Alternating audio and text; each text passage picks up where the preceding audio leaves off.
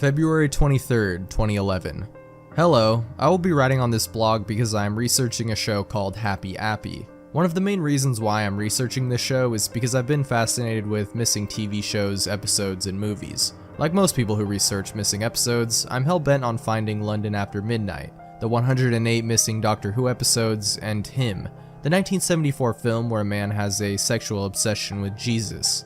Even though I should help the search for any fragment of the missing episodes and films, I'm going to research this one series for now. Another reason I want to research this show is because I had an experience with it around 2001. It was around 8 in the morning. My younger brother, who was 7, was watching a local station during its child TV block. After a dubbed over Blue's Clues, it started to air a show called Happy Apple, and I can barely remember the episode's plot, but it was about the apple who was trying to help a kid named Nathaniel. It felt sort of low budget, but since my brother liked the episode, I didn't mind him watching it. The only thing that made me dubious was the evil smile that the apple did in the middle of the episode. From what I gathered in the first weeks of Noggin's experience, this Appy show began production. Its plot was about a giant clay apple with arms, baby blue eyes, and large dark green lips being held up by a bent, rusty stick. He would go around in a white 1996 Ford Windstar helping children when they got injured. As the show kept going, the episodes started to become more unusual.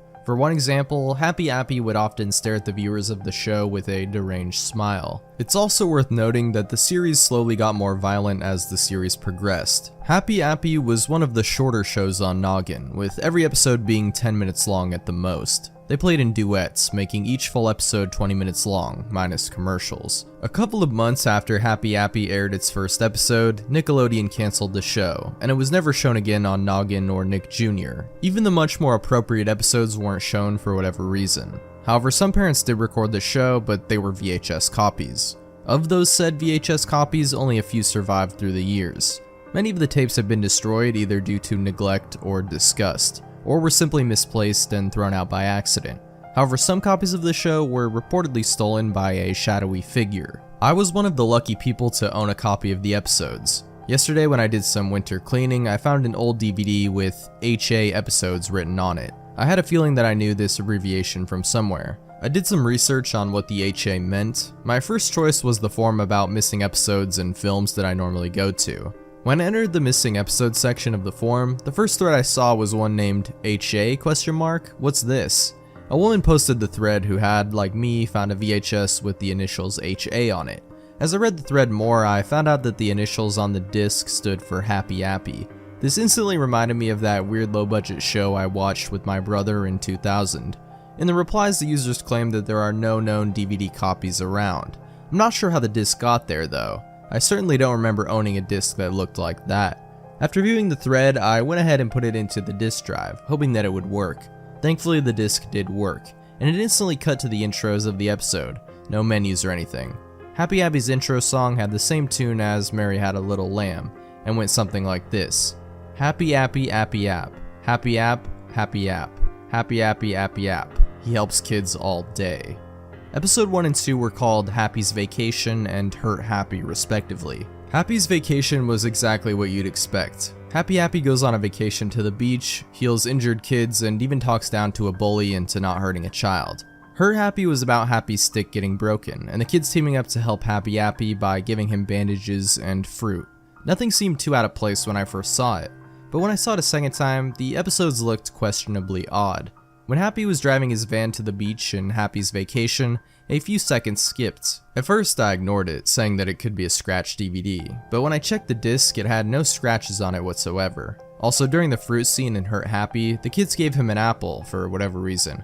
It could have been a mistake by the producers though. Finally, I noticed some things in Hurt Happy that looked out of place. In Happy's van during the intro of Happy's Vacation, there was what looked like the border of the Hope poster, but it was so out of frame that it could have been something else.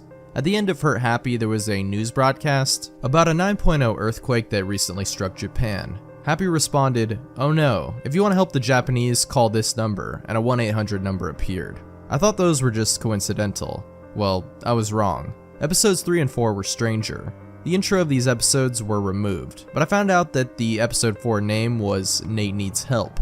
This struck out to me because this was the very same episode I saw with my brother, but in English. Episodes 3 and 4 were missing a few scenes. and overall more disturbing than the first two. On episode 3, near the 5-minute 10-second mark, is when Happy Appy does his first evil smile for 25 seconds. A scene that could send chills down anyone's spine was the boo-boo part in Nate Needs Help. Happy aids Nate, who has a bruise on his knee. He looks to the camera, giving off that same evil smile that I remember from 2000, and says, "What does Nate need for his boo-boo?" For 30 seconds, he stares at the camera motionless, with his soulless baby blue eyes locking onto anyone watching. Finally, he broke the silence by saying, "That's right, a bandage." Why did he need that long to speak? I will never know. Also, the out-of-place objects were getting more noticeable. In Nate Needs Help, the radio plays what sounds like a country cover of Hot and Cold, which was made in 2008 and very out of place for a kids show. February 24th, 2011. I watched episode 5, which had a few differences from the first few episodes. Firstly, it had Happy on a rustless but still bent stick. Secondly, the episode was somewhat disturbing. The theme song played, and the name of the episode is revealed as Monkey Bar Mishap. It started with Happy Appy in his van driving to the playground when he sees a kid crying near some monkey bars. Once he parks the van and goes to the monkey bars, Happy finds out that the kid had fallen off of them, cutting his little finger open. Happy Appy said, "What does Jake need to heal with, kids?" He gave off his evil smile at the screen for a couple of minutes, enough time to read a page of a book, preferably the Bible to him. Like Nate Needs Help, his soulless baby blue eyes watched over anyone in the room like Big Brother. He said, "That's right," and Happy puts a bandage on Jake's finger. After getting hugged by Jake, Happy drives away in his van. It skipped episode 6, which had a better chance of being aired on Wonder Chosen than Nick Jr. In the episode called Never Run with Knives, a kid was running with a knife facing up. The knife was clearly a rubber prop because the blade was flopping around a lot. The kid got cut and held his hand over the wound, crying. As blood began to come out of the kid's wound, Happy parked his van, gave a normal smile and said, "Hey kids, he shouldn't have carried a knife facing up while running." However, he did heal him by putting a bandage over that wound. The kid hugged Happy, and he said, "Remember kids, never run with knives facing up, or scissors for that matter. Always walk with knives and scissors facing down." Happy took the kid to his van, drives off, and the credits play. However, after the credits roll, the episode takes a very disturbing turn when Happy comes back in his van, the kid missing, and says, "Hey kids, if you find me in my van, just talk to me and I'll take you away. Haha." Episode 7 began with Happy on the playground. But he wasn't playing with the kids or helping them. He was just staring at them, with that unsettling smile I hate so much. A group of kids are playing with jump ropes when Happy walks over to them. He calmly tells them something, but I could barely hear what he said. From what I heard, I could make out, "Hello, Happy, me, please?" I could see where this was going, as the kids walk with Happy into the bushes of the playground. Loud violent screams are heard for almost a minute and a half, until Happy begins to drag 3 bloody bodies to his van. I couldn't believe it. For the rest of the episode, he does that death smile. Why did they use that look so much? It was almost like he could climb out of your TV, grab you, and murder you slowly and painfully with a rusty knife. But he couldn't. I moved on to episode 8 and 9. This time the episodes were so violent and shoddy that they couldn't have aired on Noggin at all. Episode 8 had Happy Appy take a kid into his van. For half the episode, flesh cutting could be heard, and so could loud screaming, which turned into gurgles. The scene progressed, blood splatters on the windows began to appear. Eventually, Happy emerged from the van, and did a death smile until the end of the show. Like episode 8, episode 9 was gory and violent. But this episode was so coincidental and violent that I couldn't believe Noggin would even allow it, unless it was some sort of hijacking. It starts out with Happy Appy walking around the playground when 2 kids ask him what the cycle of life is so that they could complete their homework. He proceeds to tell the kids about the cycle of life in frogs and plants. The kids say, "Thanks Happy, can you play with us for a bit?" Happy agrees and they start playing on the playground. When this happens, smoke starts to creep behind Happy and the children. It gets to a point where they start coughing because of how dense the smoke is, so they turn around to see what was making the smoke. Happy gasps at the sight in front of him. 2 towers were... No, they didn't. Oh my god.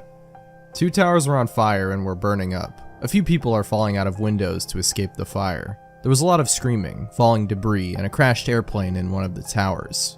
Only the tail of the plane was visible, which was nearing the point of collapse. I could hear a faint whining noise at this point, and I think that it was the plane's engine, which was probably still on. 7 seconds later, the tail of the plane finally broke apart, with the largest piece of the tail hitting and killing someone. During this scene, fire trucks could be heard trying to douse out the flames, but it only slowed the flames down. The wailing of ambulances could also be heard, taking away the bodies of the people who jumped from the towers. It showed a weird guy on fire falling out of the tower screaming. Happy and the kids are seen again, but this time they stood still in fear. The smoke kept getting thicker and thicker, slowly obscuring the trees and equipment of the playground. The debris from the towers fell around the kids and Happy, and a person ran up to them and told them to run away from the towers before running off. When the older kid worriedly said, "Happy, Appy, why are the towers on fire?" It cuts to a higher up floor that was near where the plane crashed, which revealed a kid that was under a huge piece of concrete, crying for help. Some other kids tried to help him by lifting the piece of concrete off him. He was screaming so loud, it was almost heartbreaking. There were bodies and blood everywhere, and the pain and fear on the trapped kid's face was so realistic, I cringed. After the shot with the kid trapped under the concrete, the younger kid turns to the side and says, "Happy, Appy, why are people running and falling from the towers?" Happy Appy turns to the camera, death smile on his face, and very coldly says 3 words. Those 3 words will haunt me as long as I research this show. "That's natural, children." He took the 2 kids away from the tower, leaving the kids stuck under the concrete screaming for help. When the credits rolled, the audio of the scene kept playing, and at the end, before the video cuts out, something collapsed, making a very loud noise that could scare anyone watching. I jumped out of my seat. Was Happy a Deathbringer in the form of an apple, or was he a master predictor? If that episode somehow predicted 9/11, I have to watch episodes 10 and 11 to see if there was anything else predicted. I might not see any predictions though, and honestly I hope not. Oh, and you want to know what happens when someone calls the Tsunami Aid phone number? Tomorrow I'm going to go and call it. February 25th, 2011. Hey, I called the 1-800 hotline mentioned on episode 3. It was a pre-recording which I will transcribe for you. Hello, my name is Happy Appy. I'm every kid's most helpful and favorite apple. If you want to make a donation, press 1. If you want to know about the earthquake, press 2. When I pressed 2, the hotline said this. An earthquake and tsunami has recently hit Japan, and we need all the help we can get. If you want to make a donation of $1, $2, $5, $10, $20, $50, or $100, you will be a big help. Anyone who donates gets a Happy Appy badge. So I went ahead and donated $1 to the donation for the fun of it by using an outdated bank account that I never used. It responded, "Thank you for helping with the aid for the tsunami. Look in your mailbox in a week from now, because you'll get your Happy Appy badge." I'm wondering what earthquake Happy predicted. Between 1999 and the current day, there were no 9.0 earthquakes in Japan. Since the 2003 Hokkaido earthquake was pretty close to when the episode was released, as well as the magnitude mentioned in the radio broadcast, I guess he was predicting about that. February 27th, 2011. Episode 10 was corrupt, to say the least. It started up, but it had no audio, and the first part was so badly compressed that it was hardly viewable. The next part was just plain static for the rest of the video. Great, a missing episode, I thought. Episode 11, called Happy's Trick, was actually watchable. The intro was just some weird, offbeat carnival music with Happy doing his death smile at the camera. The episode began with him in his van driving on a winding road. As the episode went on, scars started to appear on his body. Eventually, Happy reached the playground, where many children were at play. He jumped out, looking like he was ready to abduct all of them, and said, "Hey kids, who wants to see Happy do a magic trick?" Like brainwashed zombies, the kids cheered and ran into his van. Happy closes the door and drives away from the playground. After a few minutes, the van came back, and the side door opened, revealing a motionless and expressionless Happy covered in blood. I couldn't take it anymore. Happy was making me feel extremely nauseous for some reason, so I skipped to the end of the episode. From what I saw, the rest of the episode was him watching TV and reading the news, with random zoom-ins at the newspaper. Why though? I'm guessing that they're predictions like episode 9, but after that episode, I'm not going to go back and read them. There was a very brief scene where Happy began to stab a kid, but it quickly cuts out to Happy watching a scene on his TV where the inside of a space shuttle catches on fire. Why the hell does this show keep showing scenes very reminiscent of future disasters? Once I got to the end of the episode, Happy was holding a knife, covered with blood. The camera began to pan down to a table, which had a hand with cut marks laying on it. What was probably the most unusual thing about the episode happened after this scene. After a few seconds of the credits play, it very suddenly cut to a black screen with text that said, "If you get these DVDs, I copied the show over to them from whatever master tapes I could find. I wanted to preserve everything so that the last few episodes weren't lost forever." Now you might be wondering one thing. How did Nickelodeon air all of those episodes? I don't know, they just did. That's what. If you want to know more about the show, including its fate, see me, KC. Thankfully I had a good grasp on whom the KC most likely was. Kevin Seward Christensen, a friend of mine. It wouldn't be out of the question. When I first met him, he did mention something about working with Nickelodeon until the end of the millennium. Wanting to learn more about the show's fate, I went over to his house. What happened when I got there was, to put it bluntly, odd. When I got to his house and rang the doorbell, nobody responded. The door wasn't locked, so I decided to come into the house and see what was going on.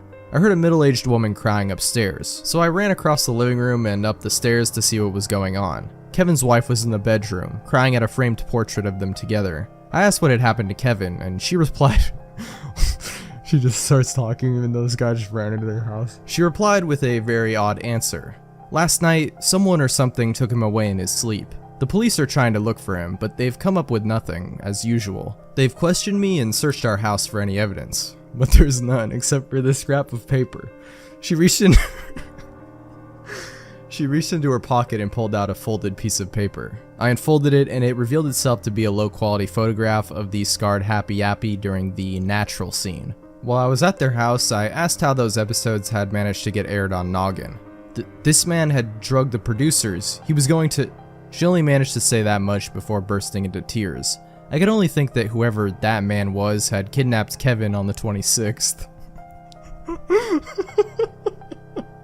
After comforting her, I left the Christensen household and walked off. Once I started to get near my house, I was startled by the noise of a gunshot nearby. I instantly ran to my house, fearing that whoever kidnapped Kevin and killed his wife... Wait, what? Whoever kidnapped Kevin and killed his wife was trying to chase after me. Before I closed the door, I took one last glimpse at the bushes on the other side of the street. In one of them was a mutilated arm with an unknown figure standing behind it. March 3rd, 2011. Hey, I wanted to know if anyone has any recordings of a Happy Appy episode. If you do, please send me an email containing a video of it. You might wonder why I'm asking this. Well, I found my disc in pieces on my desk. And no, I did not save the videos to my laptop. Oddly, the way it was broken was almost like a claw had slashed the disc into thirds. The paper with Happy Appy on it was nearby, with writing that said, "No more evidence now, huh?" I wonder who was angry enough to destroy my disc. March 4th, 2011. The badge finally came in the mail today. It came in a small box that had, interestingly enough, a timestamp from 2000. I could only guess that Nickelodeon still had some left over from when the show was still popular. When I opened the box and dumped out its contents, the badge came rolling out, with a letter attached to it. The badge was made of plastic, had a silver bronze color, and depicted Happy Appy with a smile. On the back, Happy Appy Helper Badge was imprinted in stereotypical army font. The letter had the following written on it. To my friend, you have helped us help the Japanese. Of course, let me introduce myself. Unarguably, you have heard of me on Noggin. Can't understand what I'm saying? Well, I'll give you the answer. Happy Appy Appy App. Appy App, Appy App, Happy Appy Appy App. He helps kids all day. Now, where do I begin with this gift? Today, I've given you a nice badge, right from the old playground. How do I get these, you ask? Running across the playground, I tripped on a rock. I fell down, but I noticed the ground was uneven. Undoubtedly something was buried, so I dug the ground and found a crate filled with these badges. Now it's time to be off. Watch Noggin at 8:30 AM CST to see my adventures. Love, Happy Appy. I checked the back for anything interesting. What I found instead were 2 lines of gibberish. I don't even know what they are. March 5th, 2011. Today I got an email from a man who claimed to be a user on WikiLeaks. He had heard about my research on Happy Appy, so he tried to find any documents related to the show. He did find one, which told employees at Nickelodeon to never air certain TV shows or movies. After browsing through a massive description of Crybaby Lane and other shows, I found this block of text in the middle of the document. One show, originally named Happy Appy, was cancelled due to excessive violence and gore. The show depicted a personified apple named Happy Appy that taught kids how to handle certain injuries, and on an episode called Hurt Happy, teamwork. On their last and only 8th episode, only an hour had passed when Noggin began to remove all traces of the show. Children who had watched the show's final aired episode allegedly obtained symptoms of nausea and sleep deprivation. A 2003 report says the episodes seemed to depict explicit imagery of the September 11th terrorist attacks, even though the episode aired in 1999. I'm getting a lot more dubious about this show. June 1st, 2011. First off, yes, I know that Happy Appy might have predicted the recent earthquake and tsunami, so stop sending me emails about it. To put it short, I'm back. Since my job involves me working as a detective in the police department, I had to take a hiatus from this blog so I could get paid. During this period, there were some trials involving the murder of Kevin Christensen. However, they came to an abrupt halt when the arm they found disappeared one day. I bet that Shadow Man stole the arm.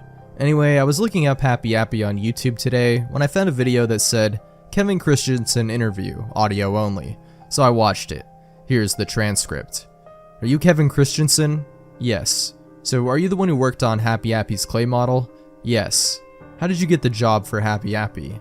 I had just graduated from an art college in late 1998. I heard about Nickelodeon Studios who were making cartoons. So I sent a resume and a few weeks later I got the job and I was happy. Well, until the hit the fan. What happened on the day you made the Happy Appy model?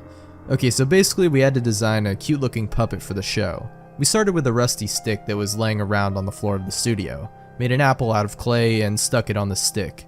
We added baby blue eyes as well as pupils so he would look cuter and less frightening for children, huge green lips and clay arms. Finally we added a stem and a leaf. We thought it was perfect for the show. Who voiced Happy Appy? I don't remember his name, but I do remember who he was from. It was a show called Fright House Screamers, where 4 teenagers would spend the night at haunted places. What happened to Fright House Screamers? When they were filming the 4th episode, one of the teenagers was found dead in the place they were doing. Besides, the show sucked ass. Was the voice of Happy the teenager who got killed? I'm pretty sure not. Back to Happy Appy. Why aren't there any surviving copies of it? That's a good point. See, Nickelodeon owns the tapes somewhere, but they're not going to release them for a long time. There have been bootlegs, of course, but none show the episodes after episode 11, which is weird. How many episodes of Happy Appy were there going to be? 2 full 26 episode seasons. They only showed 8 or 10 of the first season before Happy was cancelled. However, my friend Jim says there's actually 2 seasons, but he was very drunk when he said that. Besides, I don't trust him at all. Do you know any of the other crew who worked on Happy Appy? I only know Jim. June 6, 2011. Dear God, I've had some feverish nightmares about Happy Appy ever since I saw those last episodes. The dreams range from Happy doing his death smile for hours to him brutally murdering a kid off camera. Not only that, but I've become paranoid of apples. If I see one in my house, I eat it as quick as I can or throw it away. I've seen the mysterious figure more, whether he's sitting on the side of a hill or standing near some trees. It never seems to leave me alone. However, I can at least describe his appearance. First off, he can't be made of shadow because he has some sort of face with a mouth. However, his mouth is locked to one expression, which happens to be Happy's death smile. I'm going to sound weird for this, but I wonder if he's happy. No, he can't be. There's a fine difference between this figure and Happy Appy, a child-sized apple. Oh well. Here's more about the stalker's body. He looks like he's slightly taller than me. For reference, I'm around 1.87 meters, and looks about mid-weight for his height. If he keeps appearing, I'm going to have to board up my house. I'm not sure what his problem is, but if he doesn't stop, I am going to call the cops next time I see him. June 11th, 2011. Great, just great. How the hell do I put this in short? Right now I'm at the library, which could very well be the only place in Aberdeen that has a free-to-use computer. It's been 5 full days since I last encountered the figure, and that is some sort of problem because he burnt my house down. Oh yeah, he burnt the entire thing down for no reason whatsoever. I did manage to save some things from my house, like my laptop and the Happy Appy badge and letter. Even then, I feel like I've released some sort of curse from watching those episodes of Happy Appy, and the library is my only hope spot. Thanks to that figure, I'm not even going to research more on this show anymore. After I destroy the badge and letter, I'm going to close down this blog. Or better yet, I should kill that for what he did. I don't give a if I break the law and get sent to jail. Whoever the figure is has to pay for what he has done to me. However, I'm not sure if the figure... What? I'm not sure if the figure burned down my house. I didn't see his figure near my house, so it could have just been a chimney fire or electrical fire. So you know what? Forget what I said about closing down the blog and killing the figure. I'm going to treat the fire like it was natural and keep researching the show. Don't expect me to act nicely in the following months though. June 28th, 2011. I finally got somewhere to live in. I bought a mobile home in the nearby trailer park a few days ago. Since I'm not the richest man in the neighborhood, this will definitely do for now until I get enough money to buy a proper house. On Happy Appy, however, one of my friends, Jim Forrester, actually remembered Happy Appy. and is most likely the one mentioned in Kevin's interview. He said that there were more episodes I didn't have on DVD. It turns out the most violent episodes were actually at the end of the season. The entire first season was supposed to have 25 episodes, plus a TV movie. No one mentioned it was because Jim and Nickelodeon had the only known high quality tapes, until I found the DVD. It's also worth mentioning that the series slowly got more violent as the series progressed. Jim sent me a disc with fragments of Happy Appy episodes. Here are the contents of the disc. The first clip starts out with a close-up of a school bell ringing. It cuts to Happy Appy standing next to a kid sitting at a desk. The kid is trying to answer a math problem but gives up and says, "I don't know how to do my homework." Soon the teacher says, "Class is dismissed." The kid becomes ashamed that he didn't know how to do his homework, but Happy says, "That's alright, I'll sing you the math song and you will understand." And the kid gasps. Happy sings a song about math. It was distorted in both audio and video, but I could thankfully make out the lyrics. "I'm going to show you how to do your homework. 7 plus 4 is 11, and 9 minus 2 is 7. Math's not a chore because 15 minus 11 equals 4. 6 plus 2 is 8, and you're doing great. Now here's the last 3, you're on a spree. 66 minus 39 is 27, and negative 5 plus 16 is 11. 2 minus 1, and now your homework is done." After that, the kid says, "Wow, thanks Happy Appy." I find it odd that the kids were doing math that was more suitable for older elementary students. The next fragment was one of the violent episodes. Even though the clips look like they were separate and from different episodes, they actually seem to be in order. It started with 3 kids saying that their families were gone. They proceeded to cry so loudly that it was almost painful to see. Happy Appy and the 2 other kids entered the shot and tried to calm them down. Eventually, they managed to calm down the 3 kids, and all 5 of them leave. However, Happy had this weird, perverted, and greedy expression. He tells the kids to come with him, and they follow him into an abandoned office building. 2 minutes later, he leaves the building, dragging several money bags with him. The kids were screaming for help again. It didn't end there. There was one fragment of a somewhat violent episode. Happy was putting a bandage on a kid's arm. Oddly enough, he was wearing a long coat in this episode, and in the far corner of his pocket, a needle with green fluids is visible. Happy gave the kid a shot with the needle, which knocked the kid out. He dragged the kid into his van and a chainsaw was heard. The DVD stopped after that. Oh, you want to know more about the encounter with the figure? First, it turns out he was at the library, so I got out of there. However, about Kleiner though, what I thought was Harold was actually someone that looked like him. Secondly, I gave him a nickname. It's Forensic, which is better than calling him the Figure. I didn't come up with the name though. I found a scrap of paper on my desk that said Forensic. Obviously, since I have to call the figure something, I will call him Forensic from now on. When I saw him 17 days ago, he seemed to have fingers with claws. I don't mean like he had retractable claws in his fingers looked like they were very sharp. I also got a good look at how he ran. He seems to be hunchbacked, which means he would be taller when he would be standing up straight. I say about 6'9", although you could speculate on that since I don't have a picture of him. Yet. July 14th, 2011. Jim Forrester has called me again with another development. Treston Yai, the man who voiced Happy Appy and a star on Fright House Screamers, was killed today. His body had 3 long and deep cut marks on his chest, with one of them slashing open his heart. Even though the police marked it as murder by a bladed weapon, I think Forensic killed Treston. It just seems like a weird coincidence that my CD of the Happy Appy episodes was clawed in the same way that Treston Yai has. Jim, however, said in response that they would have to be very sharp claws, since the markings managed to put a deep cut on one of his ribs. I might need to research Fright House Screamers after I'm done with Happy Appy. It sounds quite interesting. July 15th, 2011. Today, Jim Forrester gave me a DVD with 3 new episodes. According to Jim, the first one is the episode with the green fluids needle, the second being the full version of Happy Goes to School, and the last one being the second part of the Happy Appy TV movie.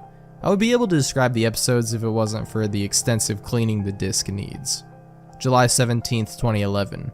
After all this time, I cleaned the disc enough to be watchable. The only problem is that it sometimes freezes when a video gets played. Here are the contents. The first episode started out with the scene with the green fluids needle. After Happy kills the kid, he drives to a crashed plane, where the scene with the money bags happened. It cuts to the playground where Happy was playing with some kids. It went along normal until his skin peeled off, revealing a rotten apple core. It was like an orange peeler was being used on him. The skin landed on a boy's head, covering his face like a blanket. The weird part about this scene was that the kids had no reaction to Happy's skin being peeled, almost like it never even happened. After a minute of seeing the boy with Happy's skin on his head, the episode ends. The second episode was, as Jim said, the full version of Happy Goes to School. It begins with the math scene and song happens, but in a vastly improved quality. After that, Happy goes into a science class where a kid is messing around with a Bunsen burner. Eventually the kid gets his finger burned by accident. Happy informs, never play with a Bunsen burner without adult supervision. If you don't, you might get hurt like Eddie here. After his short monologue, Happy puts an ice pack on Eddie's burn, and he thanks Happy. A few seconds after Happy puts the ice pack over the kid's burn, he hears an argument coming from the hallway. It cuts to a bully mocking a young kid, telling him that his art project is the dumbest thing ever. Because of this, the younger kid starts crying. After some more mocking, the bully runs off laughing. Right as he leaves, Happy comes over and tells the kid to never give up at what he likes doing. The kid instantly cheers up and runs into a classroom, presumably to tell a teacher about the bully. Finally, I saw the second part of the Happy Appy movie. It started out with Happy Appy driving his van on the road leading to the playground. It shows a kid playing with rocks on the side of the road. By accident, he throws a large rock on the road, which lands directly in the path of Happy's van. Happy thinks it's an animal and tries to swerve out of the way, but the van goes off the road and crashes into a grassy ditch. For this scene, footage of a real car crash was used for whatever reason. After this scene, the van starts to catch on fire, and some kids, including the one who threw the giant rock, run over to the burning wreckage. The music for this scene isn't the happy-go-lucky music that plays throughout the show, but sound clips of reversed Revolution 9, with Happy screaming, "Get me out."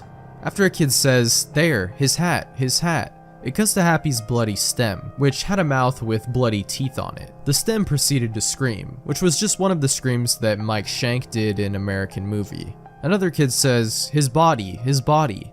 Happy's body was badly burnt and scratched up, with blood coming out from the larger, deeper cuts, his left eyeball dangling out of the socket, while all of his upper teeth were either chipped or broken. Where Happy's left arm and stump were, there was pure white bone with blood slowly leaking from the exposed wounds. Happy tried to crawl out of the burning wreck with his right arm, but it was only a minute until he collapsed and died, while screaming to weird sci-fi noises. The next scene just showed the road, lacking any children whatsoever, with the remains of Happy and the van in plain sight. It cuts to a funeral where kids were crying over Happy's dead body, while one kid said, "Why, Happy? Why?" Another tried to wake up Happy by shaking his corpse. After the funeral scene, it showed Happy's body with blood on his broken teeth. The shot fades to a scene taking place 10 years later, where a kid was talking to her mother. The mother replied to the girl, but her speech was in reverse. After reversing it, the speech turned out to be, "Don't worry, my daughter. Happy Appy is coming to take you away. Ha ha." The father comes in and talks about how bad Happy was, but in a sarcastic tone. After the mother asks why he randomly brought Happy up, the father brings out a knife and stabs the mother in the head. The girl screams, runs to the mother's side, and starts crying. The father's skin peels off, like the scene with Happy and the orange peeler, revealing Happy with his injuries from the car crash. Happy proceeds to kill the girl. The last shot before the credits was Happy Appy smiling over the bodies of the mother and kid, as well as the skin of the father. Instead of the theme song playing over the credits, dark carnival music played, with clips of Revolution 9 and Napoleon XIV's "They're Coming to Take Me Away, Ha Ha." A narrator said, "His stomach was in two today. There were two and there is none now. He's there, he's getting next to his sister with all he knows. And finally, he ceased to work in the underworld." Guess what the narrator was talking over? He was talking over Happy Appy with a bloodied scalpel in one hand and an X-Acto knife in the other. It slowly panned down to the disguise Happy was under, like the magic trick episode, and stopped at the hand of the skin, which had cut marks on it. The episode ended. July 23rd, 2011. It's been almost a month since I watched part 2 of the Happy Appy TV movie. It turns out that someone claimed to have the first part, so I asked him to email it to me. It turns out he was right. Here's what happens in the first half. It starts with the carnival theme from the credits of part 1, but with distorted voices. The intro often flashed to white. After when the original intro would play, it went straight to Happy on a medical bed dying from an unknown disease, with children at his side. Happy said in a loud voice, "They're coming to take me away." and it cuts to one of the younger children. He was trying to fake cry over Happy's death, but the single tear that came from the child was in claymation. It played a solemn piano tune after another kid with a high-pitched voice said, "They're coming to take me away." It showed Happy Appy coughing up blood, and a few seconds later, his bed wheeled itself into a surgery room. What followed was an hour of stop-motion surgery. It was so horrifying, but yet so compelling. How did the episode creator create a decent surgery scene with puppets? After that, Happy comes out in a wheelchair, and the children said, "Are you okay, Happy Appy?" Happy said, "Yes, my friends," and gave them a large hug. After that, it faded to a title that said, 3 months later, and started to fade in on the second part of the TV movie, but the video ended as soon as the fade stopped. July 24th, 2011. I got another episode today. One of my blog followers, who has a job in a daycare center in Seattle, mailed me a VHS tape. The tape had a white label that said, written with a blue Sharpie, "Happy Appy is the hospital doctor." He found the tape because a kid brought it with him for whatever reason, and started crying when he saw the contents. The tape began with a few minutes of static, and then played the famous intro, but with new lyrics that didn't match the tune too well. Happy Appy helps those kids. Happy App, Happy App. Happy Appy, Appy Appy. Happy Appy Appy. It went to a POV shot of Happy Appy running through a hospital for 2.5 minutes, with a choir singing Amazing Grace. Since I knew what Amazing Grace was because of choir experience, I was prepared for anything related to death. It cuts to Happy Appy on his metal stick, doing his death smile for a long time. Like the 2 other times, he watched over any living thing near the TV with his uncanny, soulless baby blue eyes. The death smile made his glare worse, giving an immense feeling of threat to anyone watching. After the Amazing Grace choir ended, ambient music started playing. It kept growing louder and louder, and it very slowly zoomed in on Happy.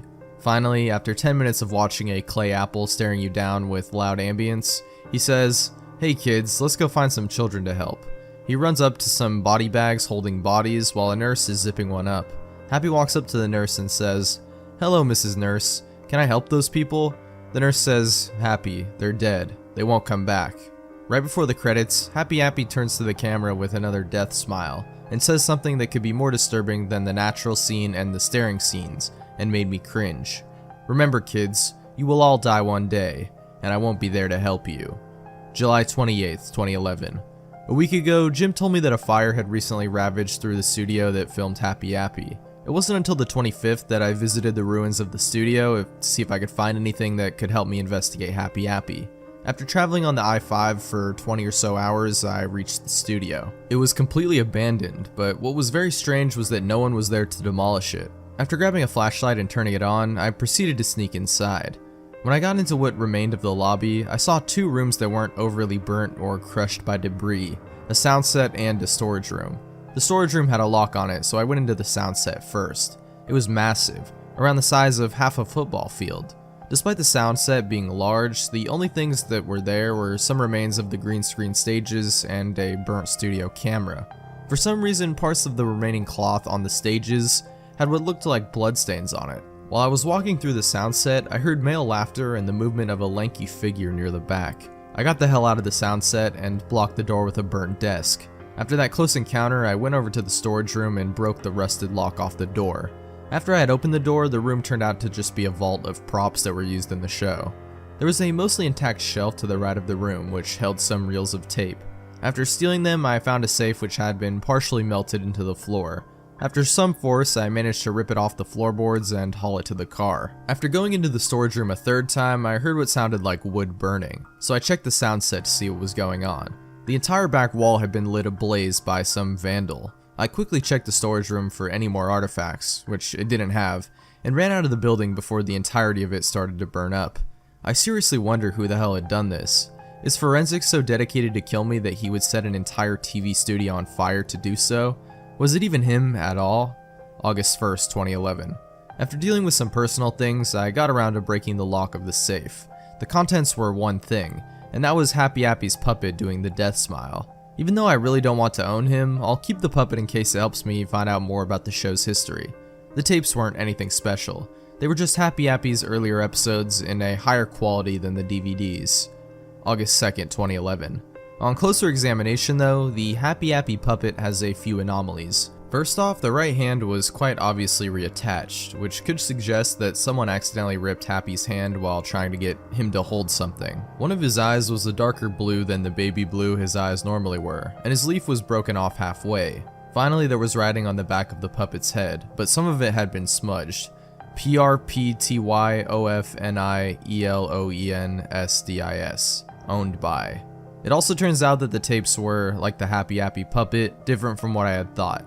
For Happy's Vacation and Hurt Happy, the scenes with missing frames had those frames back. However, what was more interesting was that the Hope poster that was in Happy's van was missing from those tapes. I guess these tapes were actually in work print quality, and not the finished product.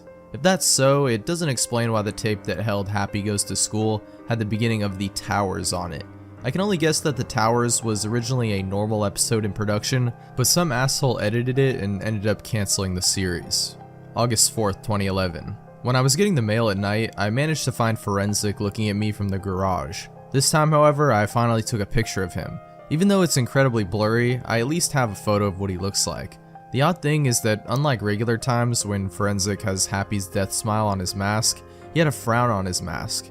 I wondered why he wore a frowning mask this time, until I smashed and burned the Happy Appy puppet because I think it's powering Forensic. I could be wrong though, which is probably true. I kept the tapes though, as they are good enough to keep. August 15th, 2011. I apologize for not updating this blog lately. I really haven't had much to say, but recently I've been creeped out.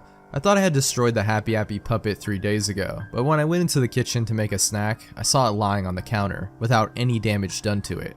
Also, I've had many nightmares about Happy or Forensic. The most vivid one based off of the towers occurred to me tonight. I saw a completed Freedom Tower being hit, almost ironically by a large airliner. Onlookers were either running, crying, or praying to God. I remember that I was one of the onlookers, unable to move an inch. Right next to me was a ripe apple tree, which oddly hadn't been knocked over by debris. On the pavement, there was an apple that presumably had broken off the tree. I picked it up and almost got to take a bite out of it. However, I noticed that Forensic was watching me from a nearby bush. As I bit the apple, it suddenly grew a mouth and began screaming loudly. Horrified, I threw the apple to the pavement, which injured him more. As soon as the apple hit the ground, Forensic disappeared from the bush. As the scream from the apple grew louder, the fires on the Freedom Tower kept flaming on until the thing collapsed, sending a cloud of debris towards the onlookers. Right before I was hit, I jumped out of bed, screaming in horror. I don't know why, but it seems like Forensic and Happy are the only things that I can really think about anymore. Thanks to them, I think I'm going insane. First off, I can't see fruits without thinking about Happy Appy in any way. Thankfully though, I don't think about Happy when I see a vegetable, unless I find an episode involving a vegetable clay puppet. Secondly, I fear tall and skinny, and especially both people, a lot more than I used to. Mainly because Forensic and how he's very tall and skinny. And when I see a playground, I imagine Happy Appy in that one dark, plant-filled abandoned corner of the playground, doing a death smile and looking like he's ready to murder every child. I regret researching this show. I've learned more about Fright House Screamers, but it's not as related to Happy as I thought it would be. August 16th, 2011. Today I went to look for Happy Appy on the TV. Even though it sounds idiotic to look for a show on the channel that it's banned from, it's worth a shot. I woke myself up when Nick Jr. started and watched the shows for Happy Appy. It all went well, playing Dora the Explorer and Yo Gabba Gabba when a bumper aired. A woman's voice said, "And now we have something special to show you. Please welcome, for the first time in a decade, Happy Appy." I was excited for that I would most likely get to see a new episode. Unfortunately, it was the school episode again. Even though I was disappointed, I was still elated from seeing an episode of Happy Appy air. At that point, I had a major question. Why did the episode air? Did a new employee mistakenly air the episode without knowing the history of Happy Appy? Or did someone else deliberately air them? If someone did air it deliberately, why? And was it Retro Day at Nick Jr. and they allowed a showing of Happy Appy just this one time? Or did someone know about my research blog and to help they aired an episode? Second post. Hey, I've got two things to tell you. First, I will try to make at least one post every day, all the way until when I quit researching Happy Appy. Second, I'm keeping track of the episodes. Here are my guesses for the episode list. Anything with parentheses describes the episode better. 1. Happy's Vacation. 2. Hurt Happy. 3. Monkey Bar Mishap. 4. Happy Goes to School, the one with the math song. 5. Nate Needs Help. 6. Never Run with Knives. 7. Happy Fixes Kids. 8. Happy Fixes Kids Part 2. 9. Happy Fixes Kids Part 3. 10. The Towers. 11. Happy the Doctor.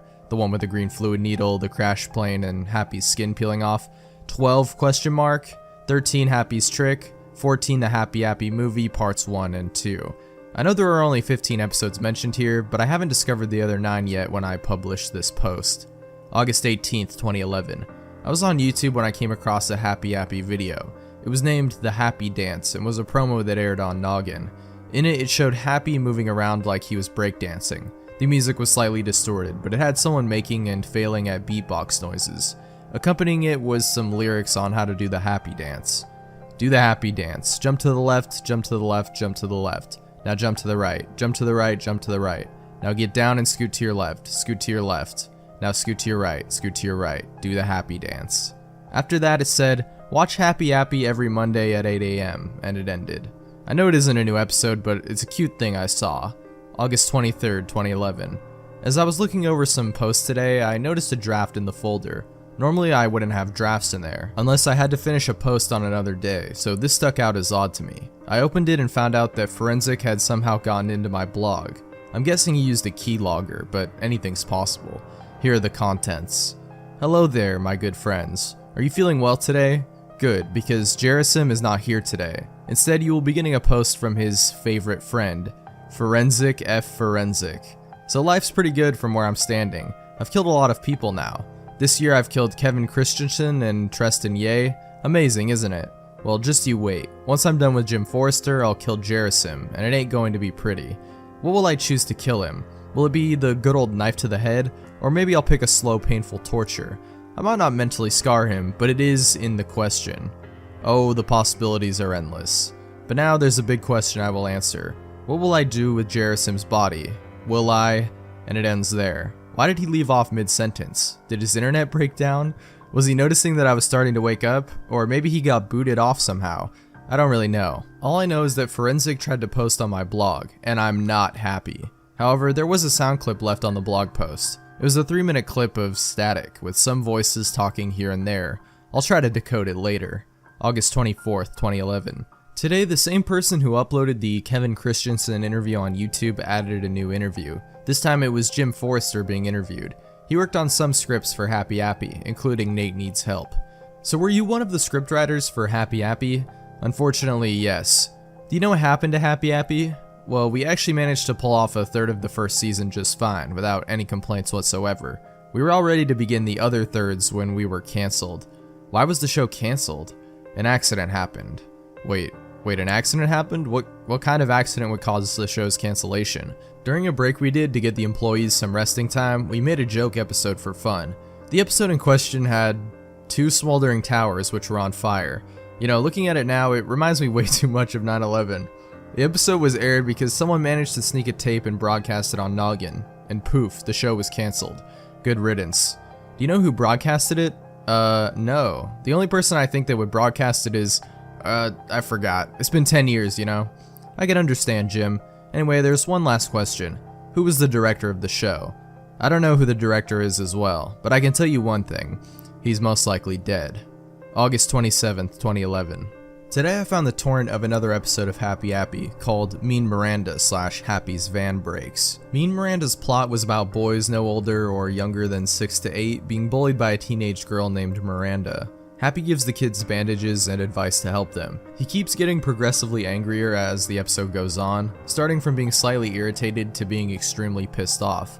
At the end, Happy coldly says, "Bully one more kid and you will get a surprise, Miranda." She almost mockingly kicks a boy in the leg, and Happy gets in his van and drives it at her. Right before the van hits Miranda, the episode cuts into the credits, with promos for Franklin and Blue's Clues. Happy's Van Breaks starts with the intro and immediately goes into the episode. Happy is putting a bandage on a kid's bruise when he notices that his van's engine is billowing smoke. He runs to it and notices a part of the van's engine is broken. Happy steals a mechanic's toolbox and gets to work on the engine. When Happy Appy works on the engine, a kid kicks a soccer ball and accidentally bounces it off Happy's head. Angered, he gets a wrench, runs off screen, and beats the kid to death with it. He goes back and repairs the engine, replaces the coolant, and changes the oil. While helping more kids around the playground, the mechanic, in response to his toolbox being stolen, breaks Happy's engine. Happy gets pissed and chases the mechanic in a POV shot. Eventually, Happy grabs the mechanic and stabs the back of his head with a screwdriver several times before the episode cuts out. Oddly, the chase scene didn't have Happy's hands in it, but someone's arms painted red. August 28th, 2011. Remember when I got those tapes from the now demolished studios? Well, I bought a small projector so that I could play the tapes to find out more about them, and like what I saw when I closely examined the tapes, there were more changes than I thought they had. Here's a list of what I could find. Happy's Vacation has stock beach music playing in the background of the beach scenes, while my former copy did not. I guess my old copies were the work print? Also, Happy sounds slightly different. Hurt Happy has the apple in the healing scene replaced with a tomato. I think this proves my theory that the apple thing was a mistake done by the producers. Happy Goes to School has an entire scene removed with a song in it, taking place between the math and science scenes. It involves Happy going to a social studies class and finding a kid struggling with his homework about the American Revolution. Happy tells the kid to watch what the teacher is going to put on, which is the segment of Schoolhouse Rock about the American Revolution. The boo-boo scene in Nate Needs Help is a lot shorter, and overall less weird. And guess who I saw today? It was Forensic, as usual. Unlike most times, I got a good look at part of his face. Well, to put it shortly, he might be human. Might be. September 2nd, 2011. I found while searching torrents for Happy Appy an intact version of the Happy Appy movie's bonus features. Visually, it wasn't good. It was just a simple menu with a white background. There was one bonus feature, creating a Happy Appy episode. I downloaded and watched it. It was around 30 minutes long and, like the title says, showed the making of a new episode which wasn't released, called Happy Meets the Roo Bears, where Happy is in a crossover with Aphex Twin. According to a worker, the episode would have been somewhere in season 2. Here's what happens according to the clips shown. Happy is in a playground when he sees a watered-down Roo Bear running around. Happy asks who he is and the Roo Bear does not respond. Richard drives in his long limo from Window Liquor. Happy and a Roo Bear heal a kid who accidentally hit his head on the swings. To be honest, I don't think Aphex Twin in a kids show isn't as weird as, say, Jack Black in Sesame Street. It's just me, though. September 3rd, 2011. Okay, there are two things I want to talk about on this blog post. First off, I've heard a rumor that there's an actual episode of Season 2 intact, but it's a very incomplete fan restoration, around 15% complete. I'm just going to say this now, but why would this show have fans? I can understand liking the more appropriate episodes, but anyways, the rumor states that it was the very first episode of Season 2 called Camp Ah. In it, it starts with the intro, as always, but with some differences. First off, Happy didn't dance in the intro, but starred the new main characters, sort of like the CSI intro. As for the main characters, they are Happy himself, a man in a ski mask called Napoleon, and a little boy named Danny. I have a weird feeling that Napoleon could actually be Forensic in a different outfit. After that, it cuts to a scene where Happy Appy is in his van, but there are two girls in the passenger seats. The girls are only clay apple heads on sticks with no arms or stems. After driving for a while, the van parks in the camp. Happy gets a washcloth and he and the girls sit on it. For a while, they just sit on the cloth, staring at the sky. After a few seconds, another apple appears, looking like a stereotypical beach jock. Happy says, "Move it, ladies," although the quality makes it sound like, "Movie it, leddies." The second thing is that Happy Appy does not have an IMDb page. The page some people are mistaking it for is actually a TV show called The Happy Apple. I can understand why people would think it would be related to Happy Appy, Happy Apple being the rarely used full title of Happy Appy. When I mean rarely used, I mean rarely used. It was used only once in a TV Guide preview. But about Happy Apple, it's from the 1980s. How can you confuse a TV show from the 80s about an insurance company with a noggin TV show from the 1990s that has imagery of 9/11? And don't even get me started on Appaloosa horses. Just don't. September 4th, 2011. I finished decoding the sound clip, and, well, when I began to decode it, I just heard static and some odd noises here and there. I tried reversing it, changing the pitch, slowing the speed down, and adding volume with some successful results. At first it was just the sound of Happy Appy laughing. It wasn't a regular laugh, however, but one that sounded like he was injured. Soon after that, Happy started screaming and you could hear someone else laughing. Like Happy, it sounded like the person that had begun to laugh was also injured. I guess as a child struggling against a murderous Happy Appy, but it could be near anybody. September 5th, 2011. After 16 pages of a Google search, I found someone who said that they were a member of the staff who made Happy Appy. I was excited, so I got their address so I could meet them in person. It took a long time because the directions they gave me required me to go through a lonely dirt road, and I thought I would get my shoes dirty. Hey, can't be too cautious, can I? Well, anyways, I was at an angle where I could see the person who was standing near his house. I was right about to yell out to them, but I got a closer look and freaked out. It was Forensic, standing near the house right behind the corner of a building I was about to pass. If I had passed it, Forensic would have caught me off guard and stabbed me to death. I don't know why Forensic has set this up, but he's definitely out there to get me. He was still looking at the way that I was supposed to have come through and quickly checking his watch, so he didn't see me yet. He was a human. He was wearing this weird mask that looked like a happy baby, and the mouth would often move, giving the impression that he was literally a baby face. His arms were bone skinny, and it looked like he needed to put on 20 pounds to be considered barely underweight. He started getting more and more nervous and thinking that I wasn't going to show up. What was also of note was that near the house there was a van that was very similar to the one that Happy rode. I ran off and went back to my house to tell you about this near-death experience, since it'll probably happen more and more often. September 6, 2011. Since I was freaked out by Forensic and it is nearing 9/11, I rewatched the Towers episode again. When I played it, I heard that faint whining noise in the background of the famous scene, and I instantly recognized it as a much quieter version of the decoded sound I was talking about 2 days ago. I don't know why that was playing in there, but it was. I still can't imagine what could match that audio clip. September 7th, 2011. I finally figured out what that sound clip is. While I was getting my groceries, it came to me that the voice that wasn't Happy sounded a lot like Forensic. Quickly I came up with the idea that the sound clip was Forensic fighting with Happy Appy. I don't know why he would fight Happy, an inanimate clay puppet, unless he had some sort of mental condition. While I was on my way home, I saw a police car with its lights on and sirens blaring, so I followed it. When the police car stopped, I saw the cops leave the car quickly and run after a thin figure, which had dropped a gun and something red. It was none other than the Happy Appy puppet with some dirt on it. I could have sworn that Happy's mouth was moving, but I was so freaked out I wasn't sure if his mouth was moving or not. Suddenly it came to me that this figurine was the one that I owned. Forensic must have broken into my house. Before the police came back, I got into my car and went home. Thankfully it was unscathed, but one of the front windows was opened. Once I got in, I shut the window and looked for the Happy Appy puppet, which I had put in the living room. However, it was nowhere to be found. After I write this blog post and go to bed, I'm buying a nice knife as soon as I can. September 9th, 2011. I'm not sure how, but maybe the audio of Forensic and Happy was planned to be in a future episode of Happy Appy, and got mixed up while they were putting the sound and music in. Was Forensic around while Happy Appy was being made and put himself in one of the episodes because he was in the staff? Or did he get so much infamy during the time that the producers decided he was perfect material to mock? I still can't put this all together. There's some good news about Forensic though. To quote from today's newspaper, a crazed maniac was arrested last night after a robbery at a firearms store, a home break-in, use of firearms without a permit, linkage to various murders, and evading arrest. Some days I ask myself why I chose to get involved with Happy Appy. September 10th, 2011. Well, tomorrow is going to be the 10th year since 9/11. Oh joy. In all seriousness, I have too many thoughts in my head right now. Will I be visited by Forensic again, or will I be murdered in my sleep? Will my house burn down again, or will I have a normal day for once? I'm not going to make a post on September 11th, but on September 12th. September 11th, 2011. I know I'm not supposed to make a post on September 11th, but I really had to get this post out. Last night a certain someone went on my computer today. Luckily, the only things that Forensic did was add 3 photos, a notepad file, and a distorted sound clip.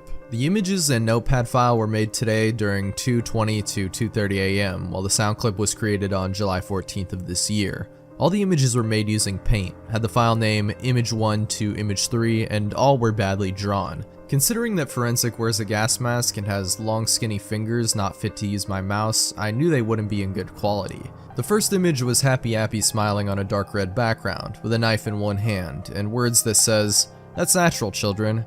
I found out that this one was actually a GIF and not a PNG. I stared at it, and for one frame, Happy had blood on his teeth and knife.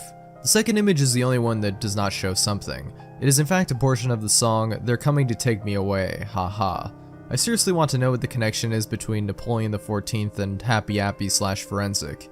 Is it that they're both disturbing to listen to, or is there something else I don't understand?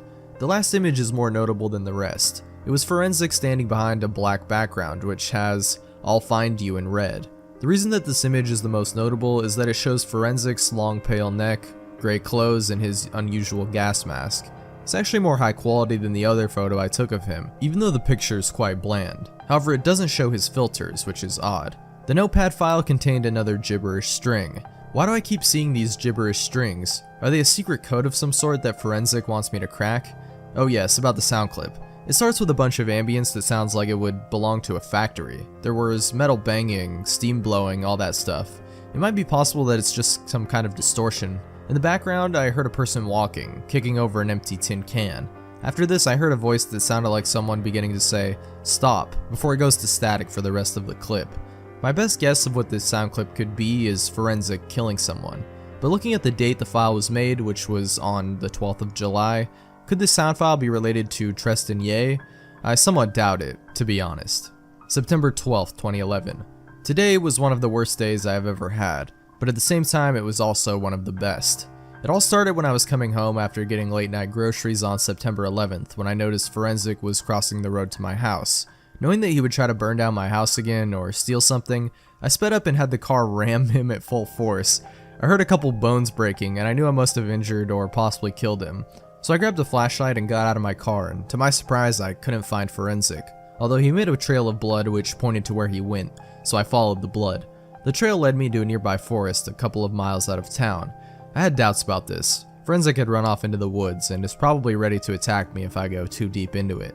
I put these thoughts aside since I knew I had to kill Forensic in one way or another, so I got my knife from the car and went into the forest. The blood stopped at a dirt trail, and a few meters from it was a sign. The letters were faded, but I shined a light on the sign, and it read, John Wilkinson Summer Camp.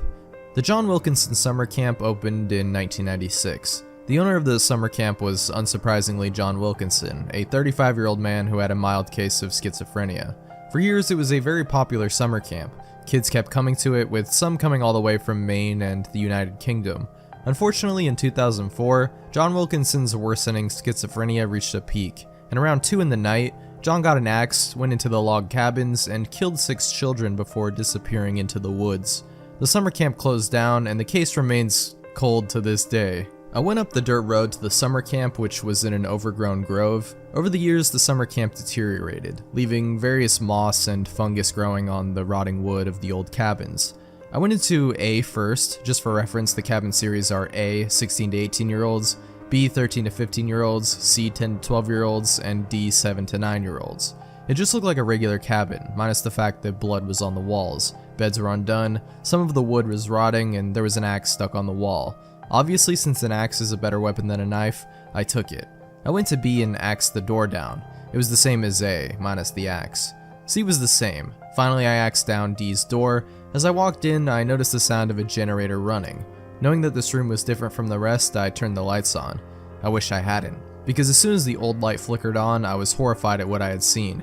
On the walls on the back of the cabin were the mutilated bodies of Kevin Christensen, Treston Ye, and Miranda, held up by meat hooks. I was completely paralyzed in fear for a minute. My breathing became more rapid, my heartbeat sped up, and I started sweating. Behind me I heard an all too familiar slithering voice with what sounded like an East Coast accent. "Do you like my trophies?" I jumped at the sudden voice and sharply turned around. It was none other than Forensic, with a dull, rusty butcher knife. He was wearing a black butcher's robe, heavy winter clothing, and of course his trademark gas mask. "Come on, Jerasim, go on and take a closer look at my trophies. You know you wanna, out of your sick, morbid, but somehow natural curiosity." When he said that, I was both horrified and intrigued. Even though I had a paralyzing fear, I walked up slowly to the body of Kevin Christensen. His body had 3 slice marks on his chest. Half of the skin on his face was gone, and various nails were rammed into his body in such graphic ways that I can't mention. His jaw was positioned to make it look like he was laughing or something. I had to stop Forensic from killing any more people in this horrible way. There was a half-broken mirror next to Kevin's body.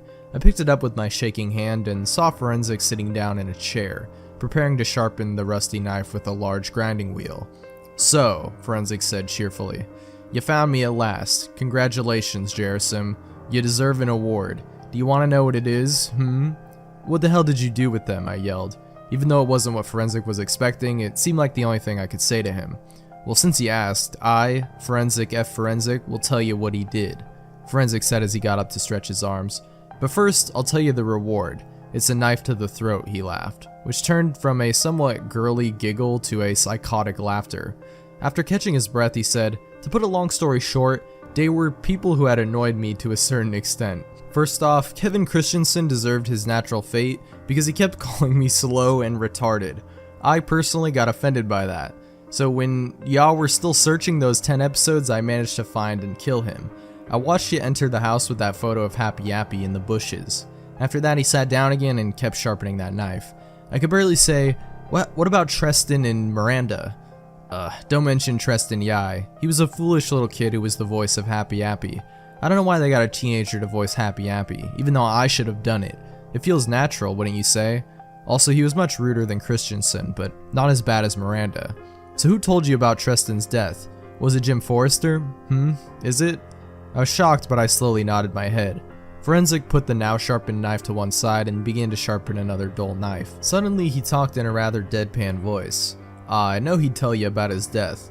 I mean, you do report the deaths of the employees of Happy Appy, right? I suddenly nodded my head again. He sighed and said, well, I guess that's okay with me. Tell the world that employees of a once famous Nickelodeon show are dying. Forensic slouched over and sighed again. He perked up and said worriedly, oh, I got distracted. Finally, there's Miranda.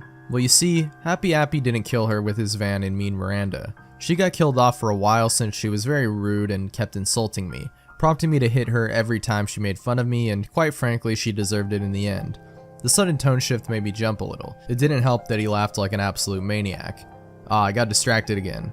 After the episode, Happy Appy and I killed her, as a natural, beautiful team. Now that I've told you their fates, go ahead, get closer to the bodies. Closer. Closer. The tone of Forensic's voice at the last closer made me jump a bit. Hearing him, a very deadpan serial killer, scream at me like that was shocking. The problem was that I was still paralyzed, so I couldn't move that great. Come on, Jerasim, stop around. You don't want to end up like they did, right? Just go and get closer to the bodies. Now, goddammit. And again, I jumped. This time Forensic jumped out of the chair and started forcibly pushing me towards Tristan's body. I heard him begin to growl in fury. Tristan was disfigured as Kevin was. He had the same slice marks, but in the abdomen area. His facial skin was almost gone, but was sloppier than Kevin's mutilation. He was also laughing, but it was like more forced. Like Forensic dug his hands into his jaw and forced it open. I had one more thing to say to Forensic before I planned to kill him. About that sound file you left on my computer, the one that sounded like it was in a factory. What was that? Oh, it was me killing Tristan. Don't ask why, but I love to record people's death cries as I killed him. It's so natural to me, if you will. He muttered something that I could barely hear, but it was basically along the lines of, I need to stop saying natural. He replied with, now that you've seen Kevin's and Tristan's bodies, how about you see Miranda's? It's the best in my opinion, since she deserved her fate the most. And again, I jumped. I moved to her body just so that I wouldn't be screamed at by Forensic again and possibly piss him off so much that he would murder me. Unlike the others, Miranda was barely recognizable. Pieces of her flesh and organs had bite marks in them, and her limbs were dismembered.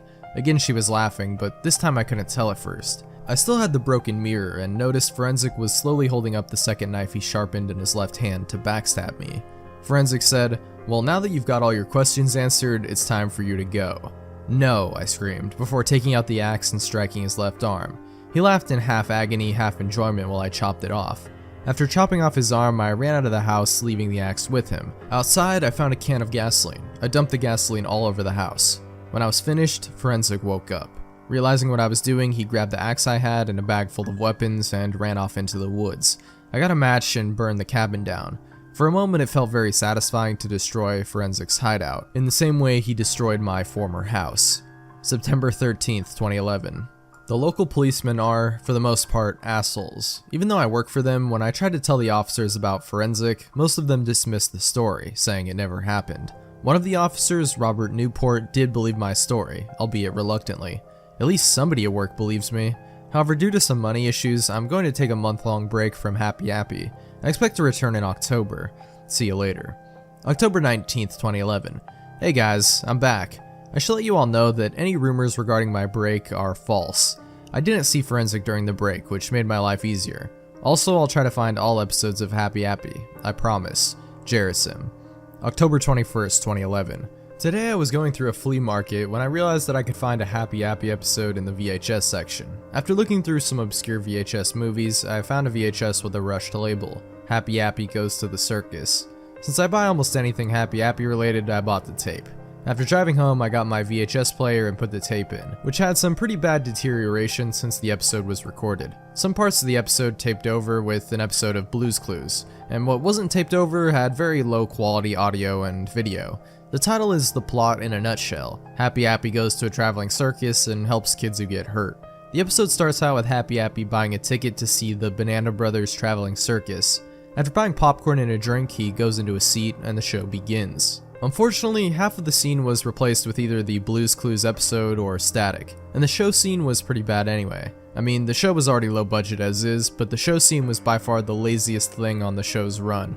The bulky strings were visible during stunts, the models were very rushed, and the camera was unfocused. Someone's head was even visible in the scene. After the 3-minute long scene, it goes to intermission. Happy Appy throws his trash away when he hears a kid crying. He walks to where he thought the cry came from and discovers a kid who hit his head on the bleachers. Happy heals him using bandages and an ice pack, and the kid thanks him. Then Happy Appy realizes that the trapeze act, the Flying Apples, has a missing member. Happy sees this as an opportunity to make him more popular with everyone, especially the children. He gets dressed as Aaron Apple, the other 4 were Abraham, Adam, Andrew, and Auburn, and talks to the rest of the act about how late he was. The second half of the show begins, and the first act was, unsurprisingly, the Flying Apples. Unlike the rest of the circus scenes, the trapeze act was actually decently made. It was like the entire budget of the episode was spent on making the Flying Apples part look good. After that, most of the god-awful circus scenes played, although the clown scene was somewhat funny, and the circus show ends, where the Banana Brothers thank kids for visiting the circus. Later, the Flying Apples meet the Banana Brothers, and they tell the Flying Apples how well they did in the trapeze act. After that, Happy is seen walking out, when he sees a kid getting bullied by a bandaged girl. Happy gets closer, and guess who was bullying the kid?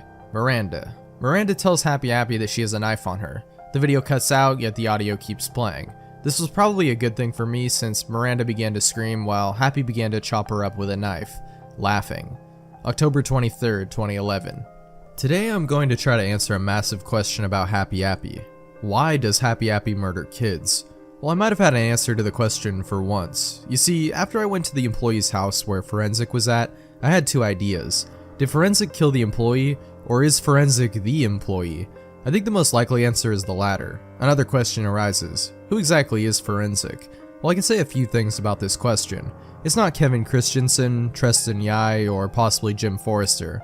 Also, I can't really confirm Forensic's identity. You might be saying that the decapitated arm has Forensic's blood in it, and his fingerprints. Well, it's not that. You see, I didn't keep the arm. I made the foolish mistake of leaving it at the summer camp. Even if I did keep it, Forensic keeps coming back, meaning there could be a lot of people posing as him. So what did the last paragraph have to do with the question? Well, Forensic might have edited the episodes to show those horrifying scenes. It makes sense if Forensic was an employee since he would have access to the props and the tapes. Because of this, more questions arise. Why did Forensic go crazy? Why are there not a lot of survivors of Happy Appy? How did the studio burn down? Did Forensic do it? Here are my guesses to the answers to the questions, and they will change if I get more evidence. This sounds weird, but maybe he's John Wilkinson. This makes sense, actually. John Wilkinson had schizophrenia, and as you probably know, killed children at his summer camp. The only problem is that he was chubby, whilst Forensic is very skinny. However, things can change. Maybe Forensic killed them. This seems plausible, because I can say that 4 people related to Happy Appy died, other than the countless amounts of children. I think Forensic might have burned the studio down, for reasons I don't know about. October 24th, 2011. Today, Jim Forrester, who is surprisingly still alive, told me the names of more people who worked on Happy Appy, which puts me a bit closer to whom Forensic could be. First, there's Tristan Drews, the man who created the last designs of the Happy Appy puppet. After hearing about the strings of death associated with people who worked on Happy Appy, Tristan went into hiding. He's still alive, but goes under a different identity. Secondly, there's John Tresty, the man who created the music for Happy Appy. He was a musician who specialized in keyboards, synthesizers, and song production. After releasing his debut album, Hidalgo, which to this day is hard to find, he was called to work on Happy Appy's title theme. Although some parts of the story of the creation of the theme are missing, John basically got 5 kindergarten students and had them sing the Happy Appy lyrics. After that, he made the backing synthesizer track, combined the two, and previewed the result to Nickelodeon. Nickelodeon approved the theme song, and John kept his job, due to Hidalgo being a failure to sell. He's also still alive. Finally, there's John Wilkinson. Yes, I'm not lying. John Wilkinson actually worked on Happy Appy. He He wrote 3 episodes for the TV series. I swear, I really think Forensic isn't John Wilkinson, but because he's schizophrenic, killed people, and worked on Happy Appy, this does not help. October 25th, 2011. Today I was sent in the mail a DVD called Happy Appy's Bonus Features. However, when I tried to play the disc, it didn't work at all. The entire video was static, and the audio consisted of 5 swooshes and a weird voice. I tried to decode the weird noise, and after a half an hour of playing with various audio tools, the weird noise turned out to be a kid talking to the listener. Don't trust Happy Appy. He has friends that will murder you. Never come with him into his van. October 26, 2011. Somebody sent me a video of the first part of the true Happy Appy movie. Apparently the movie I owned was either a fake or a really long episode. The movie started up with a different opening. The song playing was the opening song of 2001: A Space Odyssey. The logo said, Noggin presents the Happy Appy movie. The first scene of the movie had Happy in his long coat putting a bandage on a cut that was on a girl's arm. Today I'm scared, Lily, said Happy. Lily asked why, but Happy just said, he is coming and no one can stop him. I wondered who exactly the person Happy mentioned was. Was it Forensic? 7 other kids came running over, and in the background, policemen were running to the playground where Happy and the kids were. For a couple of minutes, multiple policemen were yelling at Happy. Finally, the sheriff came out of the car and said, "Stop in the name of the law. I know you've murdered Miranda, Tuck, and Gina." Happy grabs another needle with green fluids from his long coat and stabs the sheriff in the eye with it, while laughing like a maniac. In response, the cops took out their sidearms and shot Happy to death. His bullet-riddled body fell to the ground, while the kids began to walk over and cry over him. The police left knowing that they finally dealt with Happy, and the episode just got outright bizarre. Happy was suddenly revived and stood up. The kids ran away screaming. Happy took out another knife and started to chase Lily in a POV shot. After 30 seconds, Happy grabbed her and broke her neck. The snap that resulted was enough for me to stop the video for a while, but I resumed, and the camera cut to the rest of the kids running from Happy Appy. Happy got in his van and drove after a little boy. As soon as I saw the boy, I recognized him as Danny from the Camp Aw intro. Given his significance there, could Danny be the one who Happy was talking about earlier? Anyway, one of the girls yelled, "Danny, no!" Danny picked up a lit cigarette that fell from the sheriff's mouth, gets into the van and burns Happy's face, leaving a black burn on his cheek. Happy screams and Danny runs off. It cuts to Happy chasing Danny in his van. Danny opens the door again, climbs into the passenger seat and tries to distract Happy. Eventually Happy crashes the van into a tree, and Danny gets thrown out of the van. Happy climbs out of the van and picks up a sharp stick on the ground. It cuts to Danny waking up and picking up Happy's dropped knife. After that, it faded to black. I sent a message to the man who made the torrent and asked if he had part 2. He said yes, and that it would be done on the 27th.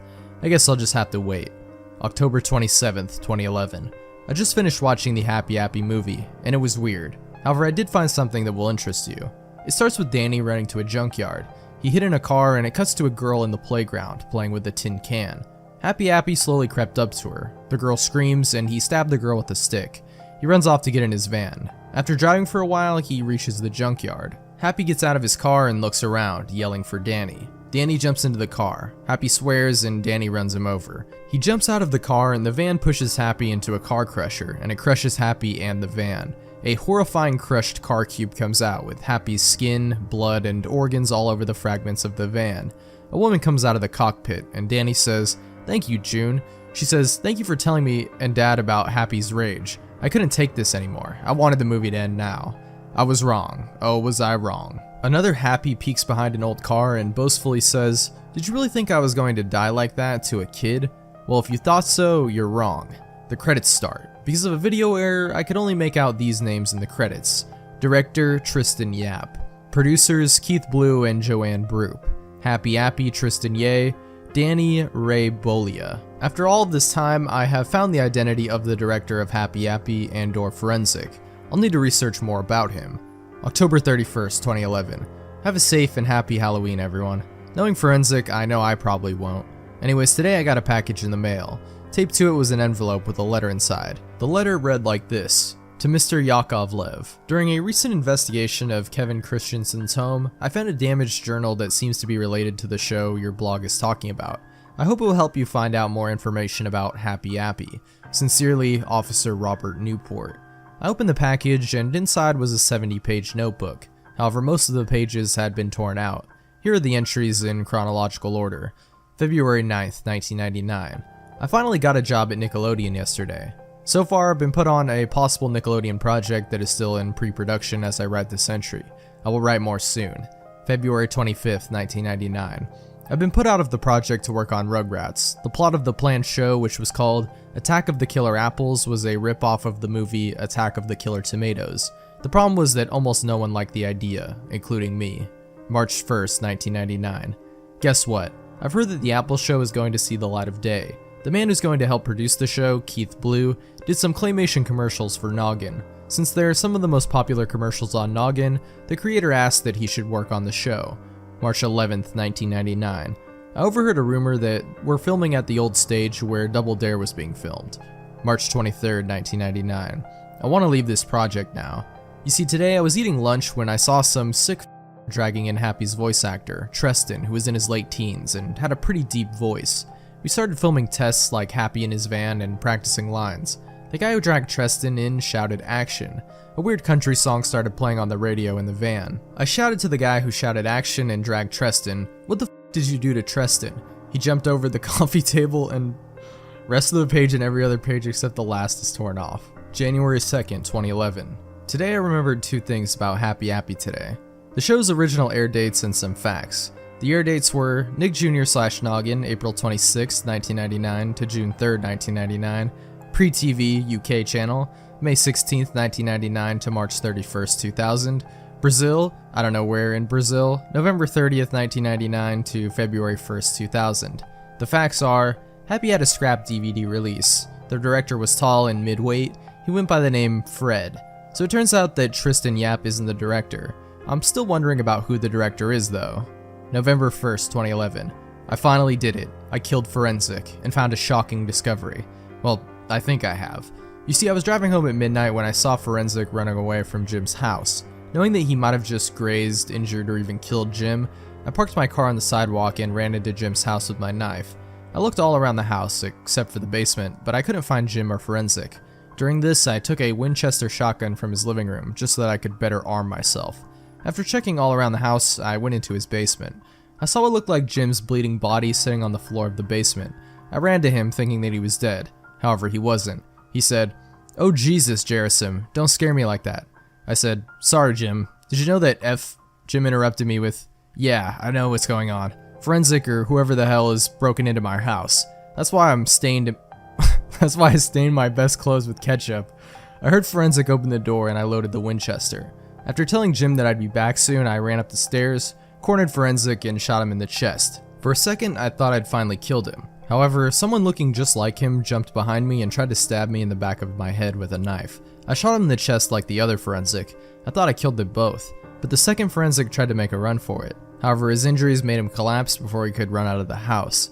I went into the cellar and called the police, before I noticed that the first Forensic was missing. When I went back to the cellar to see Jim again, I found a USB lying on a bookshelf, and I took it. When I told Jim about the USB drive and where it came from, he said, "That's odd, I certainly don't remember owning a USB drive like that. I seriously wonder what's in it." After a long wait, the police finally arrived. Thankfully, Newport believed me when I told him about what happened.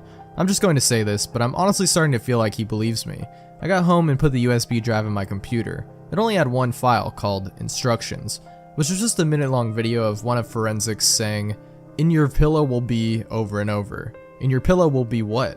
I opened my pillow and inside I found a random switchblade, my wallet, which was missing a $20 bill I had put in there, and a DVD saying Happy Appy Complete Series, with a label saying Season 1 was on it as well as Season 2. At first all I could say was, "What the hell is this?" I could understand Season 1 clear as day, but who made Season 2? Could someone have made more episodes that toned down the violence? Or did someone make even darker episodes? Better yet, who made these? Jim, Kevin, or maybe it's Forensic? It has to be Forensic. But now I don't even know. I'm only watching the episodes just because they're Happy Appy. Second post. Today I talked to Jim about the DVD. His response was, "Well, it's very odd. I mean, who in their right mind would make 2 more seasons of that show?" He added that he wanted to see the new season as well. So tomorrow we're going to go through and see the missing episodes of Season 1 as well as Season 2. Also, another interview was uploaded by the same man. This time it was an interview with Tristan Yai. Tristan Yai? Yeah, that's me. How old were you when Fright House Screamers was around? 15. What happened when you did Happy's voice on the first day? When I recorded my lines on the first 2 minisodes called Happy Vacation and Hurt Happy, I did notice some odd things with the script for those episodes. In Hurt Happy, he ate an apple, which was weird considering he was, well, an apple. What was the worst thing that happened to you when you were on the show? I don't like to discuss with people about it, but here it goes. I was once dragged in the studio by a tall man holding a rope, which he had tied around my feet. After an argument, we filmed the episodes. That's just horrifying to say the least. Do you know who dragged you in? I actually don't remember. The only thing I know about the man was that he was taller than most of us. November 2nd, 2011. This will be the first of 3 posts detailing Jim and I watching the contents of the DVD. Even though we are watching the disc, I still can't get over the fact that there's another season of Happy Appy. I really can't. As soon as the DVD loaded, we saw it had a freeware DVD burner menu. Obviously Forensic or whoever made the disc did it as cheap as possible. I went to the episode menu and looked through the episodes of Season 1, in case there were any that I missed. The 2 distorted episodes for Season 1 were actually watchable, and were named Happy at the Fruit Olympics / Nate Needs Help, Happy in Space / Mean Miranda. I pressed next and found the entire episode list for Season 2. Happy meets the Roo Bears / Camp Aw, Happy in the Oranges / Happy's Van Breaks, Lighter / Happy in Blackberry, Napoleon the Big Help / Nuxic, Rose of Blood and Bones / Can of Kill, Jar of Hate / Happy's Rising, Happy kills Benny / Miranda lives, Miranda dies, there's no second episode for some reason, Napoleon a Bigger Help / Meaner, Happy Appy's Christmas / Happy's House, Napoleon the Biggest Help / Danny's Love, Happy Fest / Happy Rots in Hell, and Epilogue. Judging from the names, we could only guess that Forensic made these, but who is he? I played Happy at the Fruit Olympics since that was one of 2 episodes of Season 1 that I didn't watch. It began with Happy Appy saying, "Hey kids, the Fruit Olympics begin today," and watches TV. It zooms into the television set and shows a recreation of the Olympic torch relay, but with fruit. After the torch holder, an apple, lights the Olympic flame, the games begin. It's a cheesy compilation of sports played in the Olympics, but with fruit. It reminded me of the circus episode's Act 1 scene, but visually a lot better. Happy turns to the camera and says, "Hey kids, the 2000 Olympics begin in a year. You should go see it," and the episode ends. When it ended, Jim told me that he actually remembered to help film this episode, and he even did a few of the puppets with Kevin Christensen and Tristan Drews. Happy in Space was next, and it was horrific. It starts out with Happy Appy sneaking on the space shuttle and turns to the camera and says, "Hey kids, your old pal Happy Appy is going into space today," and waits. The shuttle docks at a lookalike of the International Space Station. After all the astronauts leave, Happy sneaks out of the shuttle and starts floating. He says, "Did you know that in outer space there is no gravity, meaning you float in midair?" He puts on a spacesuit and goes out of the ISS. An astronaut is working on a broken part of the station. Happy says, "In space, no one can hear you talk, or scream for that matter," and stabs the astronaut. We see him float off into space for around a minute. After this, Happy goes back in and finds out that the shuttle is about to leave. Happy jumps in the space shuttle. The space shuttle begins to enter the atmosphere. Happy turns to the camera and says, "Hey kids, watch this magic trick," and sets a man on fire.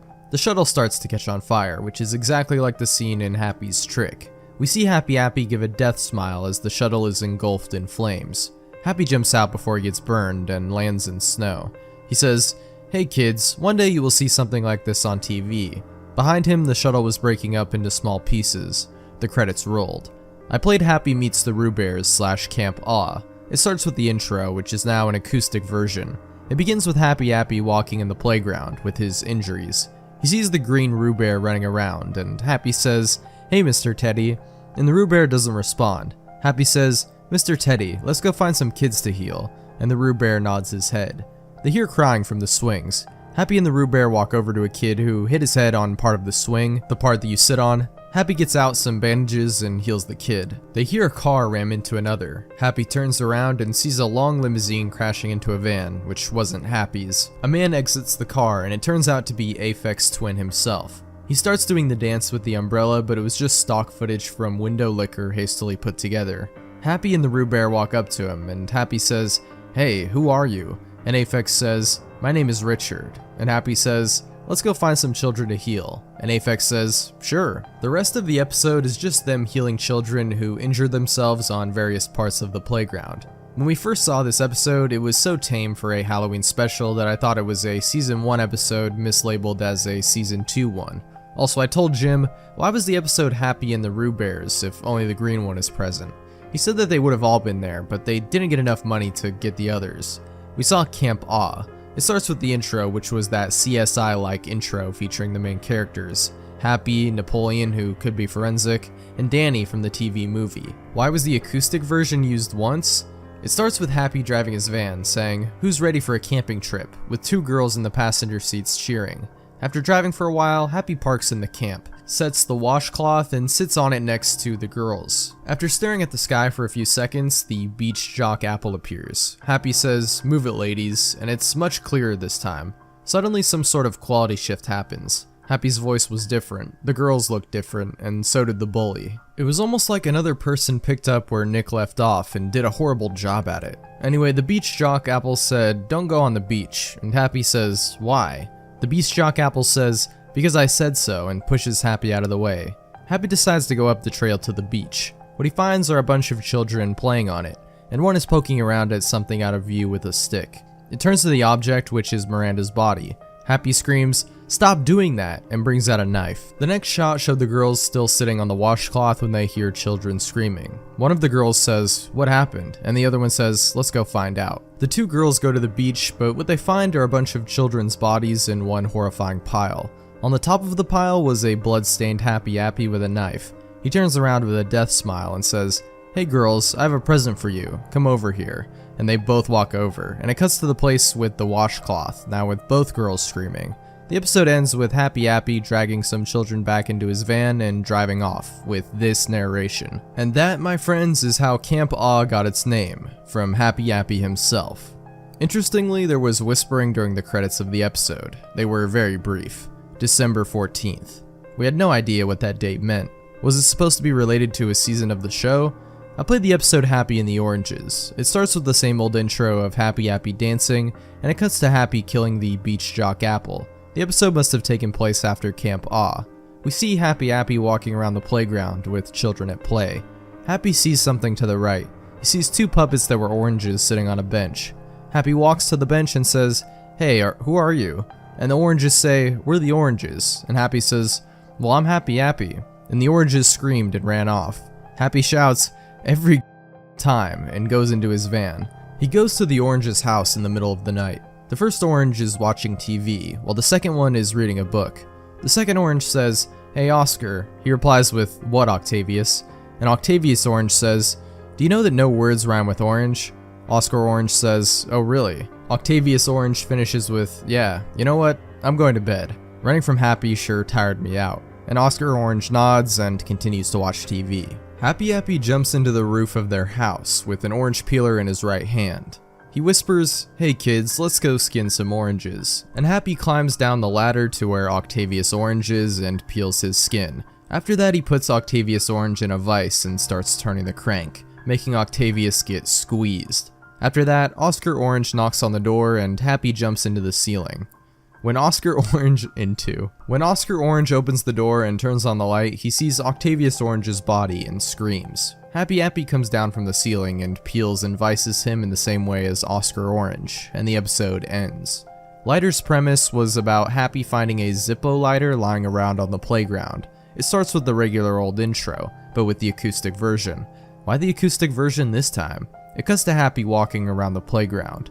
I have a question. If Happy kills a lot of children, why don't the children notice him instantly, or the parents? Happy stops and picks up the lighter. He says, "Today we're going to learn about fire." We know it was most likely going to happen. Happy burns down houses and sets children on fire.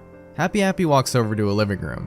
He exclaims, "Fire can badly hurt people, and in some cases kill them, like this worm." He set the worm on fire and you could see its body turn into ashes. Happy said, "Magnifying glasses can also set small insects on fire," before walking over to a kid. The kid didn't recognize him and Happy turned on the lighter and set the kid on fire. The kid tried to stop, drop, and roll, but it was too late.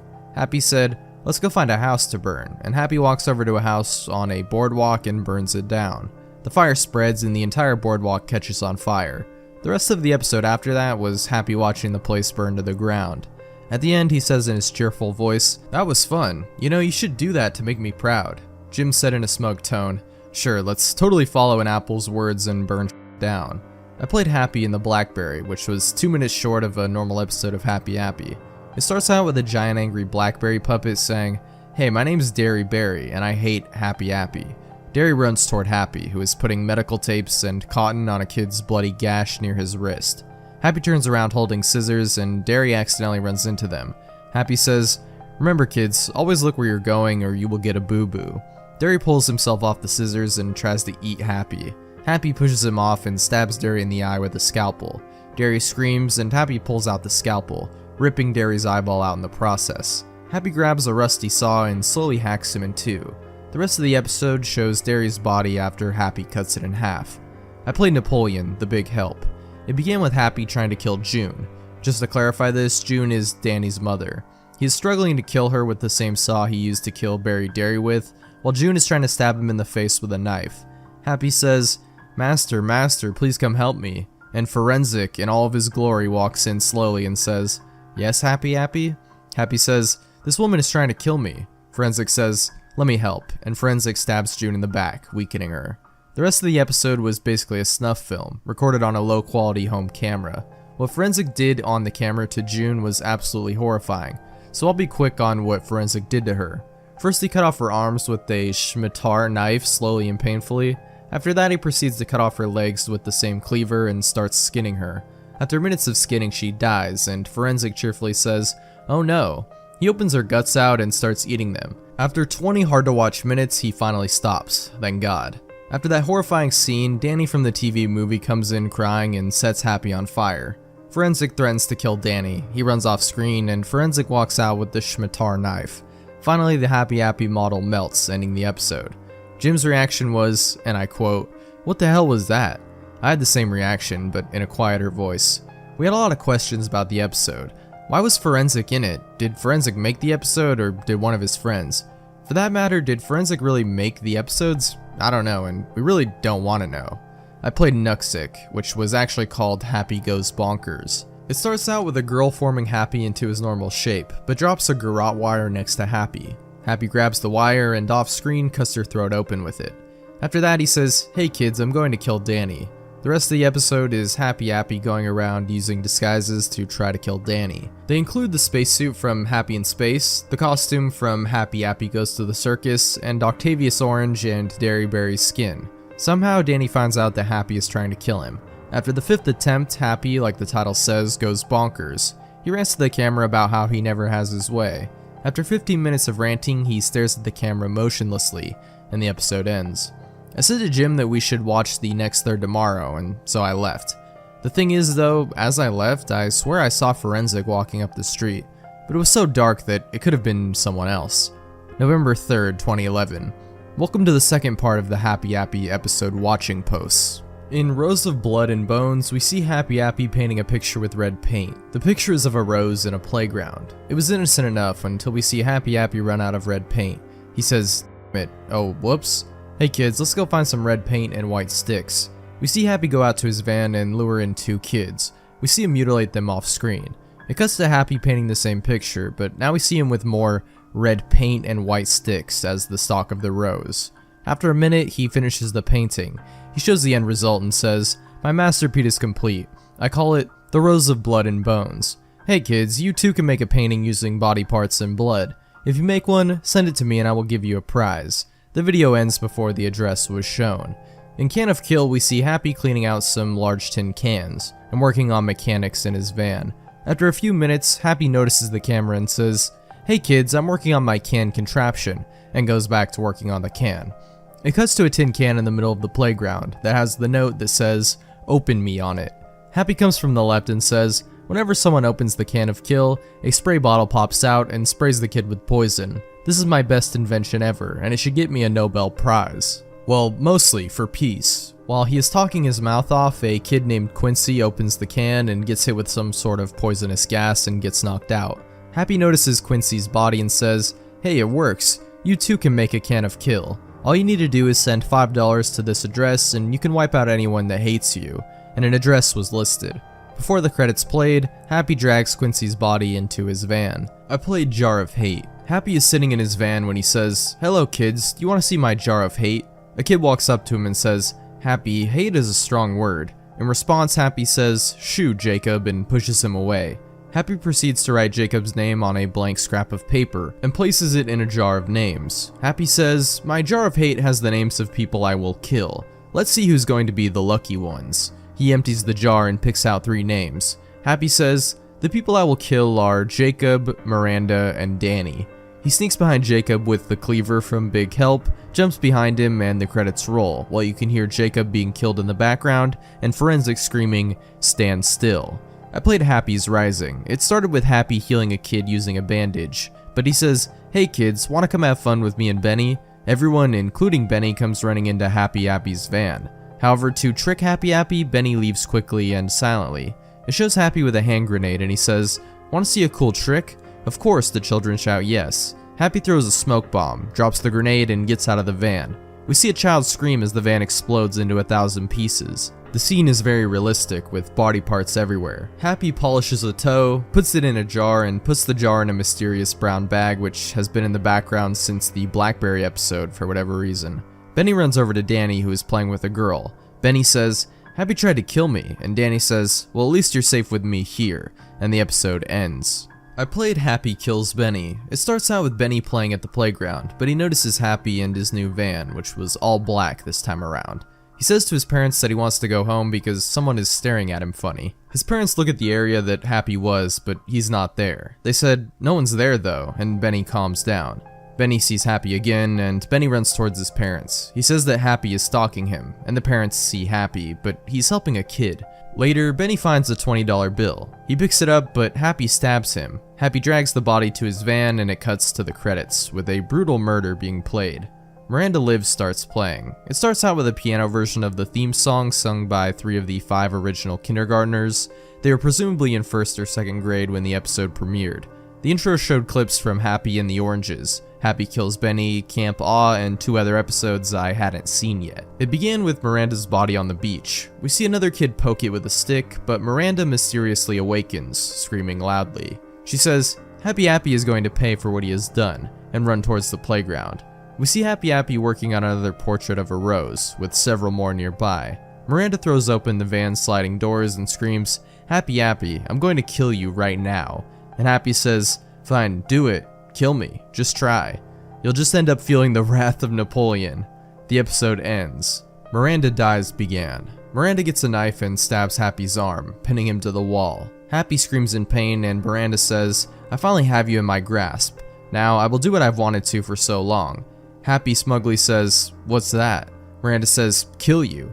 Suddenly a shadowy figure looms over Miranda. It was none other than, guess who? Forensic. He coldly says, "The only murder that will happen today is yours." Miranda screams and tries to stab Forensic, but he slams her down on the table Happy uses to cut up kids. At this point, it's quite clear that whoever worked on this episode used an obvious stunt double for Miranda, as her skin and hair were darker. Forensic pulls out the scimitar knife and begins cutting her open. She screams in horror, and as soon as she screams, he's irritated. To stop her screaming, Forensic gets a random piece of wood on the floor and shoves it in her mouth, silencing her. Forensic opens her up and starts cutting organs out, eating parts of them in the process. By this point, Jim turned the TV off and decided to take a break. We really had to. A few hours later, we came back to the video and we were greeted by more sickening scenes, which I will describe briefly. To put it in a nutshell, there's cannibalism, necrophilia, limb dismemberment, and skinning. Yeah. After that, Forensic turns to the camera, smiling, holding a chunk of Miranda's brain. The episode ends. That's it. Jim and I can't do any more episodes. From here, they're just going to get more sickening. I can't do it, and yet I feel some strange wish to watch the rest. Alright, we'll watch the rest tomorrow, but after that, I'm destroying the DVD. November 4th, 2011. Welcome to the last post of the Happy Appy Season 2 series. I started Napoleon, A Bigger Help, which is just great. The last thing we saw yesterday was a snuff film, and the first thing I see today is possibly another. Oh well. It starts out with Happy saying, "Hey kids, last week was fun. Killing Miranda with my best pal. Hey, come over here," and Forensic walks into view, saying, "Yes, Happy?" Happy says, "You know, we've killed women, but we haven't done any children yet." Forensic gasps like a girl and says, "Oh, you're right, Happy. Let's kill someone." Oh god, I can't take it anymore. They find a child skipping some pebbles at a lake. Happy's van comes into view, and the kid flings a pebble at it, leaving a mark on the driver's side window. Happy gets mad at the kid, so he shoves him in a burlap sack and goes into the van. Inside, Forensic murders the kid while Happy sits in view. What happened was so absolutely horrifying that I can't say what happened in detail. I'll just say that by the end, the kid only had half of his skin, his skeleton, and chunks of organs left. And like the Miranda scene, you know why I didn't post what happened. And before you say I should know Forensic's identity by now, I should mention that during his snuff films he wears a ski mask instead of his gas mask. In fact, it's the same ski mask Napoleon wears in the CSI-style Happy Appy intro. Meaner played. It picks right off after Happy goes bonkers, where Happy is in his van polishing his cleaver and cleaning the body parts of children. The corpse of the girl he sliced with the garrote wakes up, and both the girl and Happy scream. Happy injects the girl with some of the green liquids he used on the kid in Happy the Doctor, and proceeds to mutilate her off screen. After Happy is done, he is heard chopping the girl's head off with the cleaver. Happy leaves his van with the knife and says, "That was fun. Hey, killing is a fun thing to do. You should do it at home if your mommy and daddy will allow you to. If they don't, which will probably happen, do it anyways because I, Happy Appy, say so." And the credits roll. In Happy Appy's Christmas, we see Happy Appy drive to a playground in his van, which is decked out in Christmas lights and decorations. After a minute of waiting, Happy, dressed in a Santa outfit, leaves the van through the side door and shouts, "Merry Christmas, children." His voice grabs the attention of nearly every kid on the playground, and they rush over to him asking for presents. Happy panics for a moment and then slowly gives every child a small present. One of the kids opens his present and it's a juice box. Eventually every present gets opened and they all turn out to be juice boxes. We see all the children drink them, except for Danny, who is hiding behind the monkey bars. All of a sudden we see all the children collapse. When I first saw this, I thought he had done a Jim Jones and put poison in the juice boxes. Happy says, "Looks like my knockout drink worked," and drags the kids into his van from Danny's point of view. We see Happy Appy drive off while Danny runs after him. Eventually Happy shouts, "Merry Christmas," causing Danny to stomp on the ground and scream, "I hate you, Happy." The episode suddenly ends after that. Happy's house played. We see a nice looking house with Happy Appy standing in front of it. Happy says, "Hey kids, who wants to see my house?" and walks inside. We get a tour of Happy's house. For the first half it seemed like a normal house. Suddenly Happy says, "Now for the main highlight of the tour. Are you ready to see my basement?" He goes outside and opens the cellar door. We see a dark room. Happy flicks on the light switch and we see the basement, full of body parts. On the walls were dry splatters of blood and skin stretched to look like bear rugs. On the various tables were jars of body parts. There was one table covered in a cloth with a humanoid figure under it. Happy says, "Hey kids, do you like my workshop?" and goes to the table. He says, "Well kids, here's my magnum opus under this cloth." He unravels the cloth and what's under it is a statue of a human, made of human parts. It's unfinished to say the least. Happy is yet to add the organs and the rest of the skin. Happy says, "Hey kids, you should make a statue like me," and then the credits roll. Jim mocked Happy's ideas as he did when we watched Lighter. Napoleon the Biggest Help played.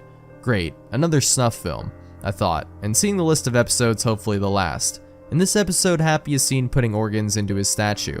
He puts a stomach, heart, and ribs in, but finds out he has no intestines. Happy screams for Forensic, and he comes over. Happy says, "Napoleon, could you please find me some intestines, preferably adult ones?" Forensic nods and goes out. We see Forensic go into Danny's house, where he and his father are crying over the death of June. Danny notices Forensic and screams. Danny's dad rushes over and Danny runs away. Forensic slashes the dad's throat and drags him out the door. Forensic says, "You're very lucky I haven't killed you yet, Danny," and takes Danny's dad to Happy's house. Forensic cuts open Danny's dad's stomach and mutilates him to no end. Happy cheers Forensic on, while Forensic throws Happy Appy body parts like a bear throwing chunks of flesh to her cubs. After probably one of the less brutal snuff scenes when compared to Miranda and the kid, we see Happy cheerfully place the intestines in the statue and the episode ends. Jim couldn't take this anymore. If we see another snuff film, I am so going to destroy the disc. We played Danny's Love. We see Danny kissing the girl from a few episodes back, and Danny says, "I love you, Jenny." Happy notices Jenny from the bushes and says, "Hey kids, who wants to see a relationship end?" Jenny goes near the road. She notices that a limo is there, which looks like the one Aphex rode in Happy Meets the Roo Bears. Excited for whatever reason, she knocks on the window. A man in shades, who looks a lot like John Wilkinson, rolls down the window. She says, "Hey mister, you have a nice car." He smiles and says, "Thanks." Suddenly, Happy opens the door and grabs Jenny. We see the limo drive off. Danny sees the limo drive away with Jenny, and Danny screams and cries for the last 5 minutes of the episode. Finally, Happy Fest / Happy Rots in Hell were up. In Happy Fest, we see Happy discuss plans in the camera. He says, "Hey kids, I have an idea that will change the world. I will make everyone happy," and brings out a knife. I knew what he was going to do. He was going to carve smiles into people's mouths. He got out of his van and said, "Hey kids, who wants a smile even when they're sad?" And all the children, which there were around 5, come running into Happy's van. Happy locks the doors, does a death smile, holds up a knife, and we see the outside of the van where children are screaming and Happy is laughing. After that, Happy opens up the van door and climbs out. In the background, you could see a kid's body whose mouth was stretched like Kuche Sake Onna, but in a smile. Happy says, "If you make everyone smile, the entire world will be a better place." Then the credits roll. Finally, Happy Rots in Hell was up. I couldn't believe it. It was the end, well, minus the epilogue, and we couldn't feel any better. This is actually our favorite episode. Just guess why. In Happy Rots in Hell, Happy drives to an old house where Danny is hiding. We see Danny holding a knife, while another girl is with him holding keys. Danny says, "I hope Happy doesn't come here, Abigail." We see Happy knock down the door with brute force. Abby says, "I'm going to go downstairs and open the door to the basement." Danny says, "Okay, Abby, but if Happy hears you or sees you, call for me." Abby walks downstairs, trying to not make a noise, gets the keys, and tries to unlock the door. The jangling of keys alerts Happy. He creepily says, "I hear you," before running over to try to kill Abby. She unlocks the door and gets in the room right before Happy could reach her. She locks the door and Happy shouts, "Don't think you can hide forever, Abby," before running. A revving of a chainsaw is heard, and Happy is seen trying to chainsaw down the door. Danny shouts, "Get me instead," and Happy says, "Oh goody, you're much more important than her." It cuts to a POV shot of Happy Appy trying to slice Danny with a chainsaw. Danny runs into the stairwell room. Abby locks the door again, and the two run down the hall as Happy tries to cut down the door. Abby finds out that there's a door to the basement, so she tries to unlock it. When Happy breaks through the door, he runs towards them, but Abigail unlocks and opens the door and slams it in Happy's face. We see the basement, which is a bunch of pipes and a random chest. Danny opens the chest and finds a knife and a revolver with 6 bullets. Danny tells Abby to get out using some stairs to the side. She does, and Happy breaks through the door. He charges at Danny with the chainsaw, making Danny jump out of the way. Danny fires the revolver once, but misses hitting Happy. The chainsaw gets stuck in the wall, and Happy pulls it out, forcing him back and having to dodge 2 more bullets. Danny fires the rest of the bullets, and one hits Happy. He screams and pushes Danny down. Happy grabs the chainsaw and shouts, "Now I will have my revenge." Danny rolls out just as Happy forces the chainsaw into the ground. He pulls it out and notices that Danny is going after the chest. He charges at him, but Danny grabs the knife and throws it at Happy.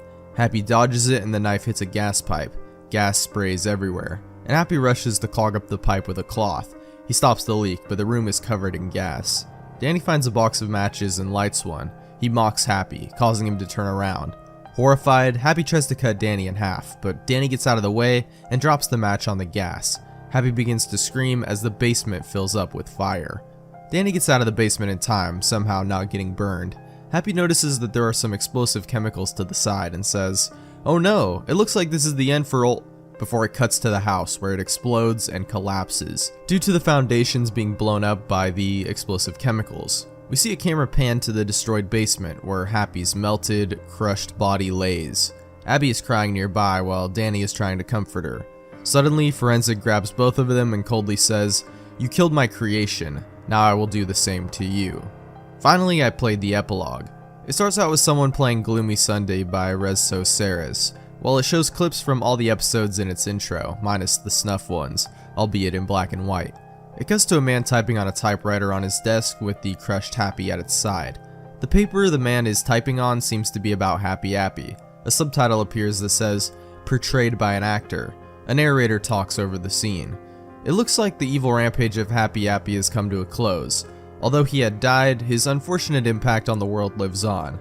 The many people who died on that show did it so the sick man who directed the show could see his true vision, a snuff TV show. Where the director is, I have no idea, but I think everybody would like to think that he died in a gruesome way. But the man turns his face to the camera. You'd think he had died, but although Happy is long dead, the director lives on, and somewhere in the world he is making private home movies, which continue the horrible story of Happy Appy. But you might be wondering one thing, why did Happy Appy go so bad? We might never know until the director comes out and reveals why he made Happy Appy kill all these people. We see the director slowly fix Happy's puppet with clay model utensils. Somewhere in the world, the director is slowly rebuilding Happy's clay model, damaged in the series finale of Happy Appy. And if the director rebuilds Happy's clay model, who knows who might be killed next? It could be a celebrity's child. It could be the president's child. It could be any child. We can only say two things. The director is alive and he might be killing someone. I hope someone will kill the director, Frederick Gorgote. It cuts to Happy's rebuilt model. The director adds a knife, it cuts to black, and a scream is heard. I hope someone will kill Napoleon. And now we know who Napoleon/Forensic is. He is the director who made this show, Frederick Gorgote.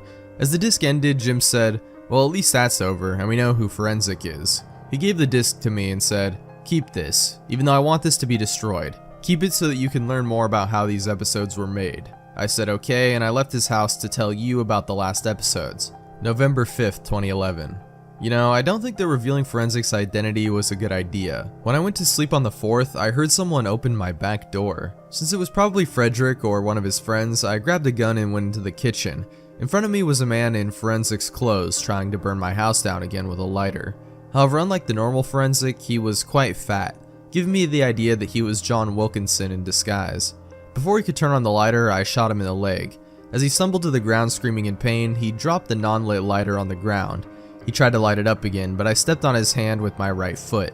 With his free hand, he tried to slash my Achilles heel with a knife, so I kicked the knife out of his hand with my left foot. I grabbed the knife and held it to his throat. The man proceeded to say, "Do it, you stupid foreigner. End my life, and you'll fear Frederick so much that you'll piss your pants at the thought of him, you sissy." I chuckled and said, "No, I'll just do this." As soon as I finished talking, I grabbed him and threw him headfirst into a metal radiator, knocking him out. After that, I called the police over, and they revealed who tried to burn down my house. It was none other than John Wilkinson. I seriously wonder where Frederick Gorgote is. He can't have possibly returned to the John Wilkinson summer camp. November 6, 2011. I got it. You know the address mentioned in Can of Kill and possibly the Rose episodes? I think Frederick is hiding out where the address is. Now that I may have a possible lead, I'm planning on going to the address soon in the next day or so. I have to go now. I need to find some small weapons to bring, just so that I could run from Frederick and protect myself if he chases after me. November 7th, 2011. Oh. Today I found out that a Mr. Oscar Matthewson died today. Now, normally I would post on the blog the deaths of people if they worked on Happy Appy. This man didn't. In fact, he was a big fan of this blog and would ask me questions by my email. I'm going to stop Frederick now. I'm horrified that Frederick is starting to kill the fans of this blog. When he's done with my fans, he'll go for me next, and that is not going to happen. November 9th, 2011. This post will be the last post to this blog, thank God. Even though many questions related to the main show remain unanswered, this post will or might answer the ones related to Forensic and Frederick. First, I must talk about the trip to the address and what happened. Since I live in the suburbs of Aberdeen, Washington, and the address was near Alma, Colorado, I chose to take a car ride, and I took some things with me. The first thing I took was a photo of Frederick Gorgote, for when the forensic I find is actually him. I also took some weapons like the knife and the pistol. After driving for almost 23 hours, I reached Alma, Colorado. The address, which I will not tell for people's safety, was over 5 miles out of Alma. I drove over to the address and there it was. It was a fancy abandoned house, sort of like the one in Happy Rots in Hell. In fact, it was the same house, albeit with a spray painted sign that read, Happy Appy Funhouse. I don't know why the house was rebuilt though. To make sure Frederick didn't trap the front door, I peeked inside.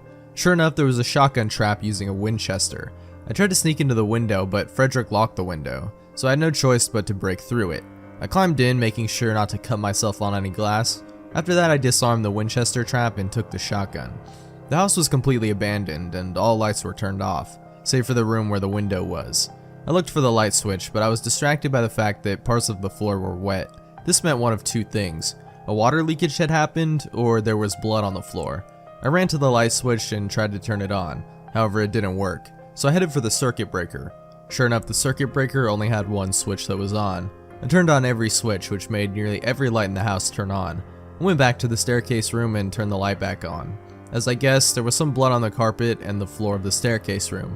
I said, "Hey, Forensic, I know you're here, and I turned on the power for every room in this house. Now you can't hide in the shadows."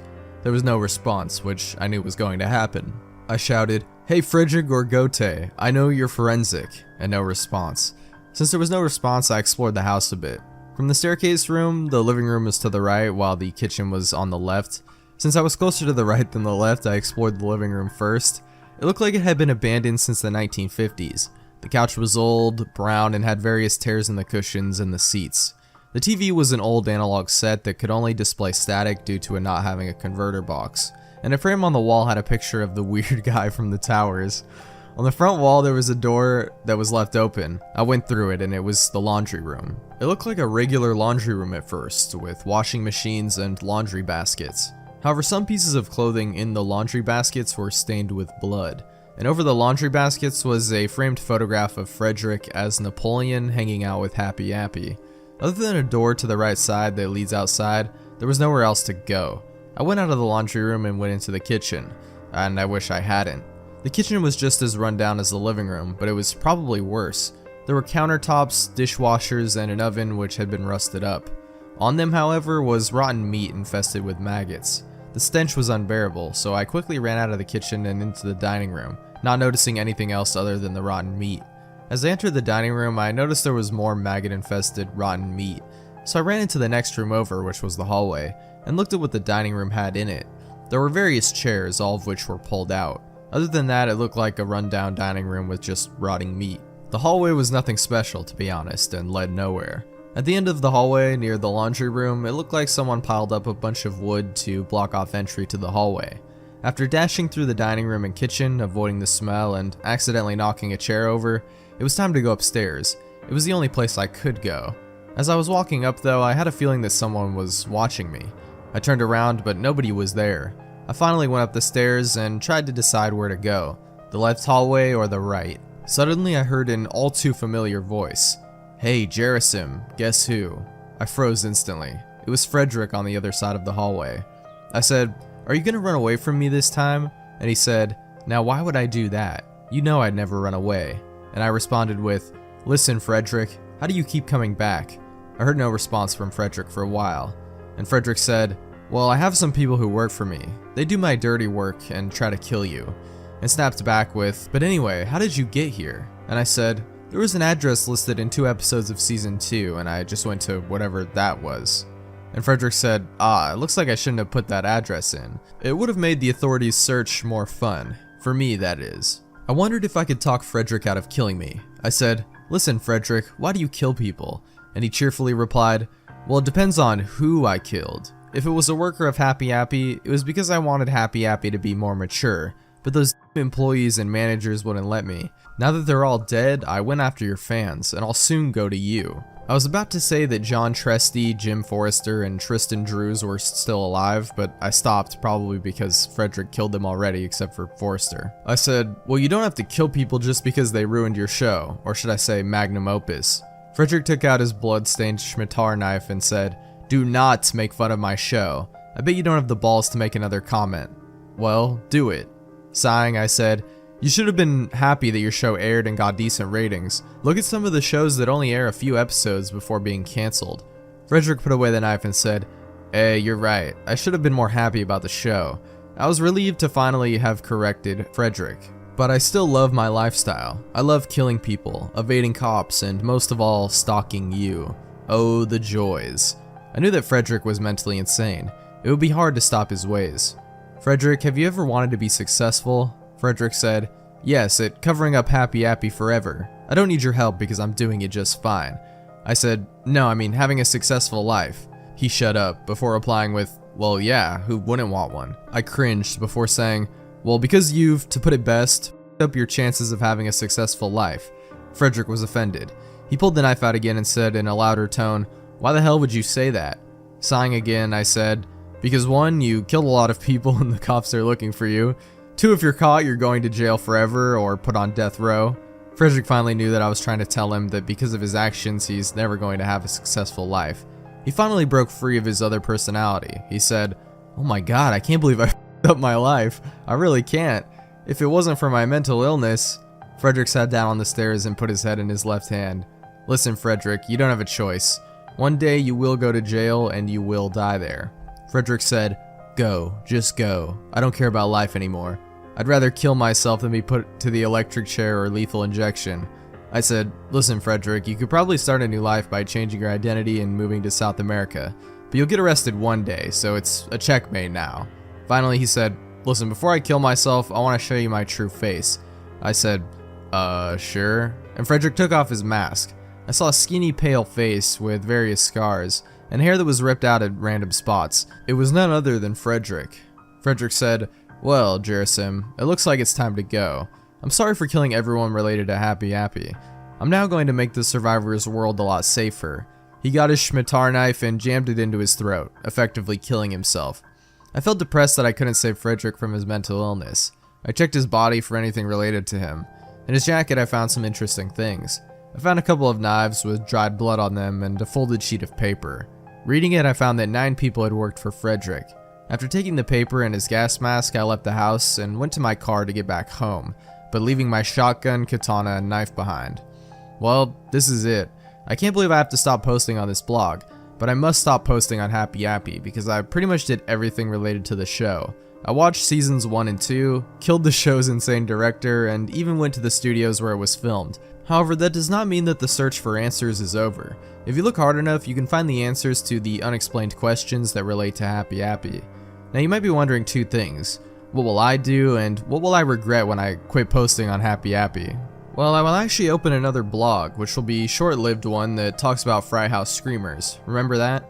Now, what will I regret when I quit posting on this blog? Absolutely nothing. I just want to never see this show again. I'm sorry for leaving this blog, but I must part ways for now.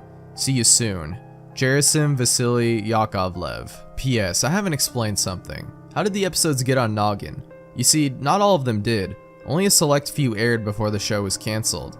How the others came about, I don't know. Maybe Frederick, after Happy Appy was cancelled, made new episodes which were more low budget and gorier. PPS? Here's a question I'm going to answer. Where's the playground? You see, they did film the playground scenes at a real playground in Colorado. The only scenes that were filmed in the studio were any scenes other than the playground. They had 2 vans for Happy. The first was a miniature and the second was an actual van. After the scene in the Happy Appy movie, they bought a new van.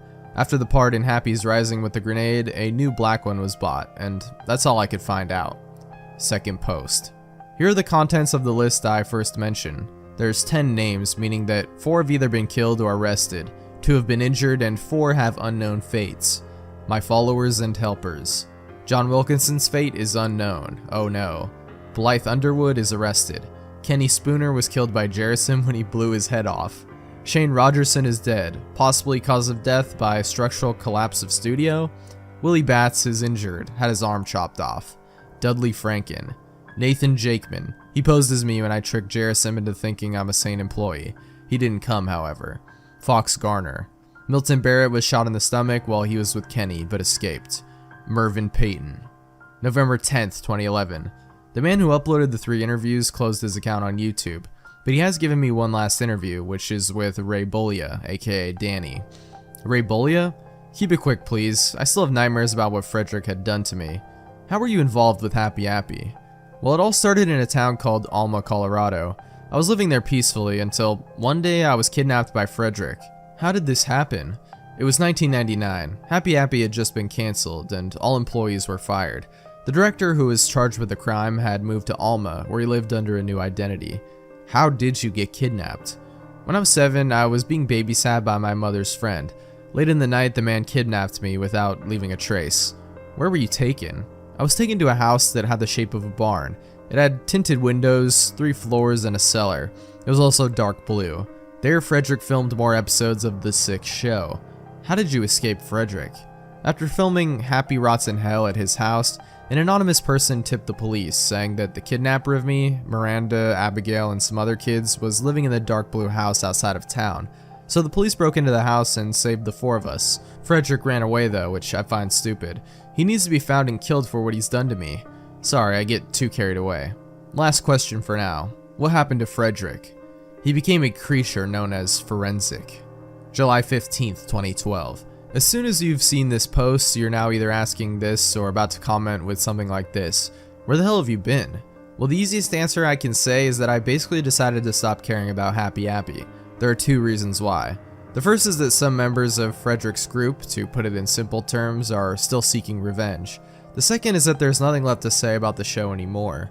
During the time I was gone, I went back to my family in Perm, Russia, and sometime later this month, my younger brother, Vladimir, is coming to visit. Just a month ago I got a job, meaning I have even less time to post. Also, during the time I was gone, only one Happy Appy employee died, which is amazing considering that at the very least, 5 to 7 employees died a year before I began research in 2011. Said employee was Joanne Broop, who you may remember as one of the producers during the Real Happy Appy movie. She was actually a post-production editor for the show, but she only worked on Happy's Vacation and Nate Needs Help. The interesting thing is how she died. Joanne wasn't killed with a knife or anything Frederick's followers would normally use. She had her head smashed with a sledgehammer. Thankfully though, it looks like Frederick's followers have slowed down on killing Happy Appy employees, which is very good. Also, from now on, I'm going to call the people who work with Frederick the followers for consistency reasons. July 17th, 2012. Well, I guess this is the end of this blog. There isn't much I have to say now. Besides, Happy Appy and Frederick Gorgote and both of those things are dead. Unless something new happens, I'm not going to update this blog any longer. I will still keep it up so everyone can read about what happened.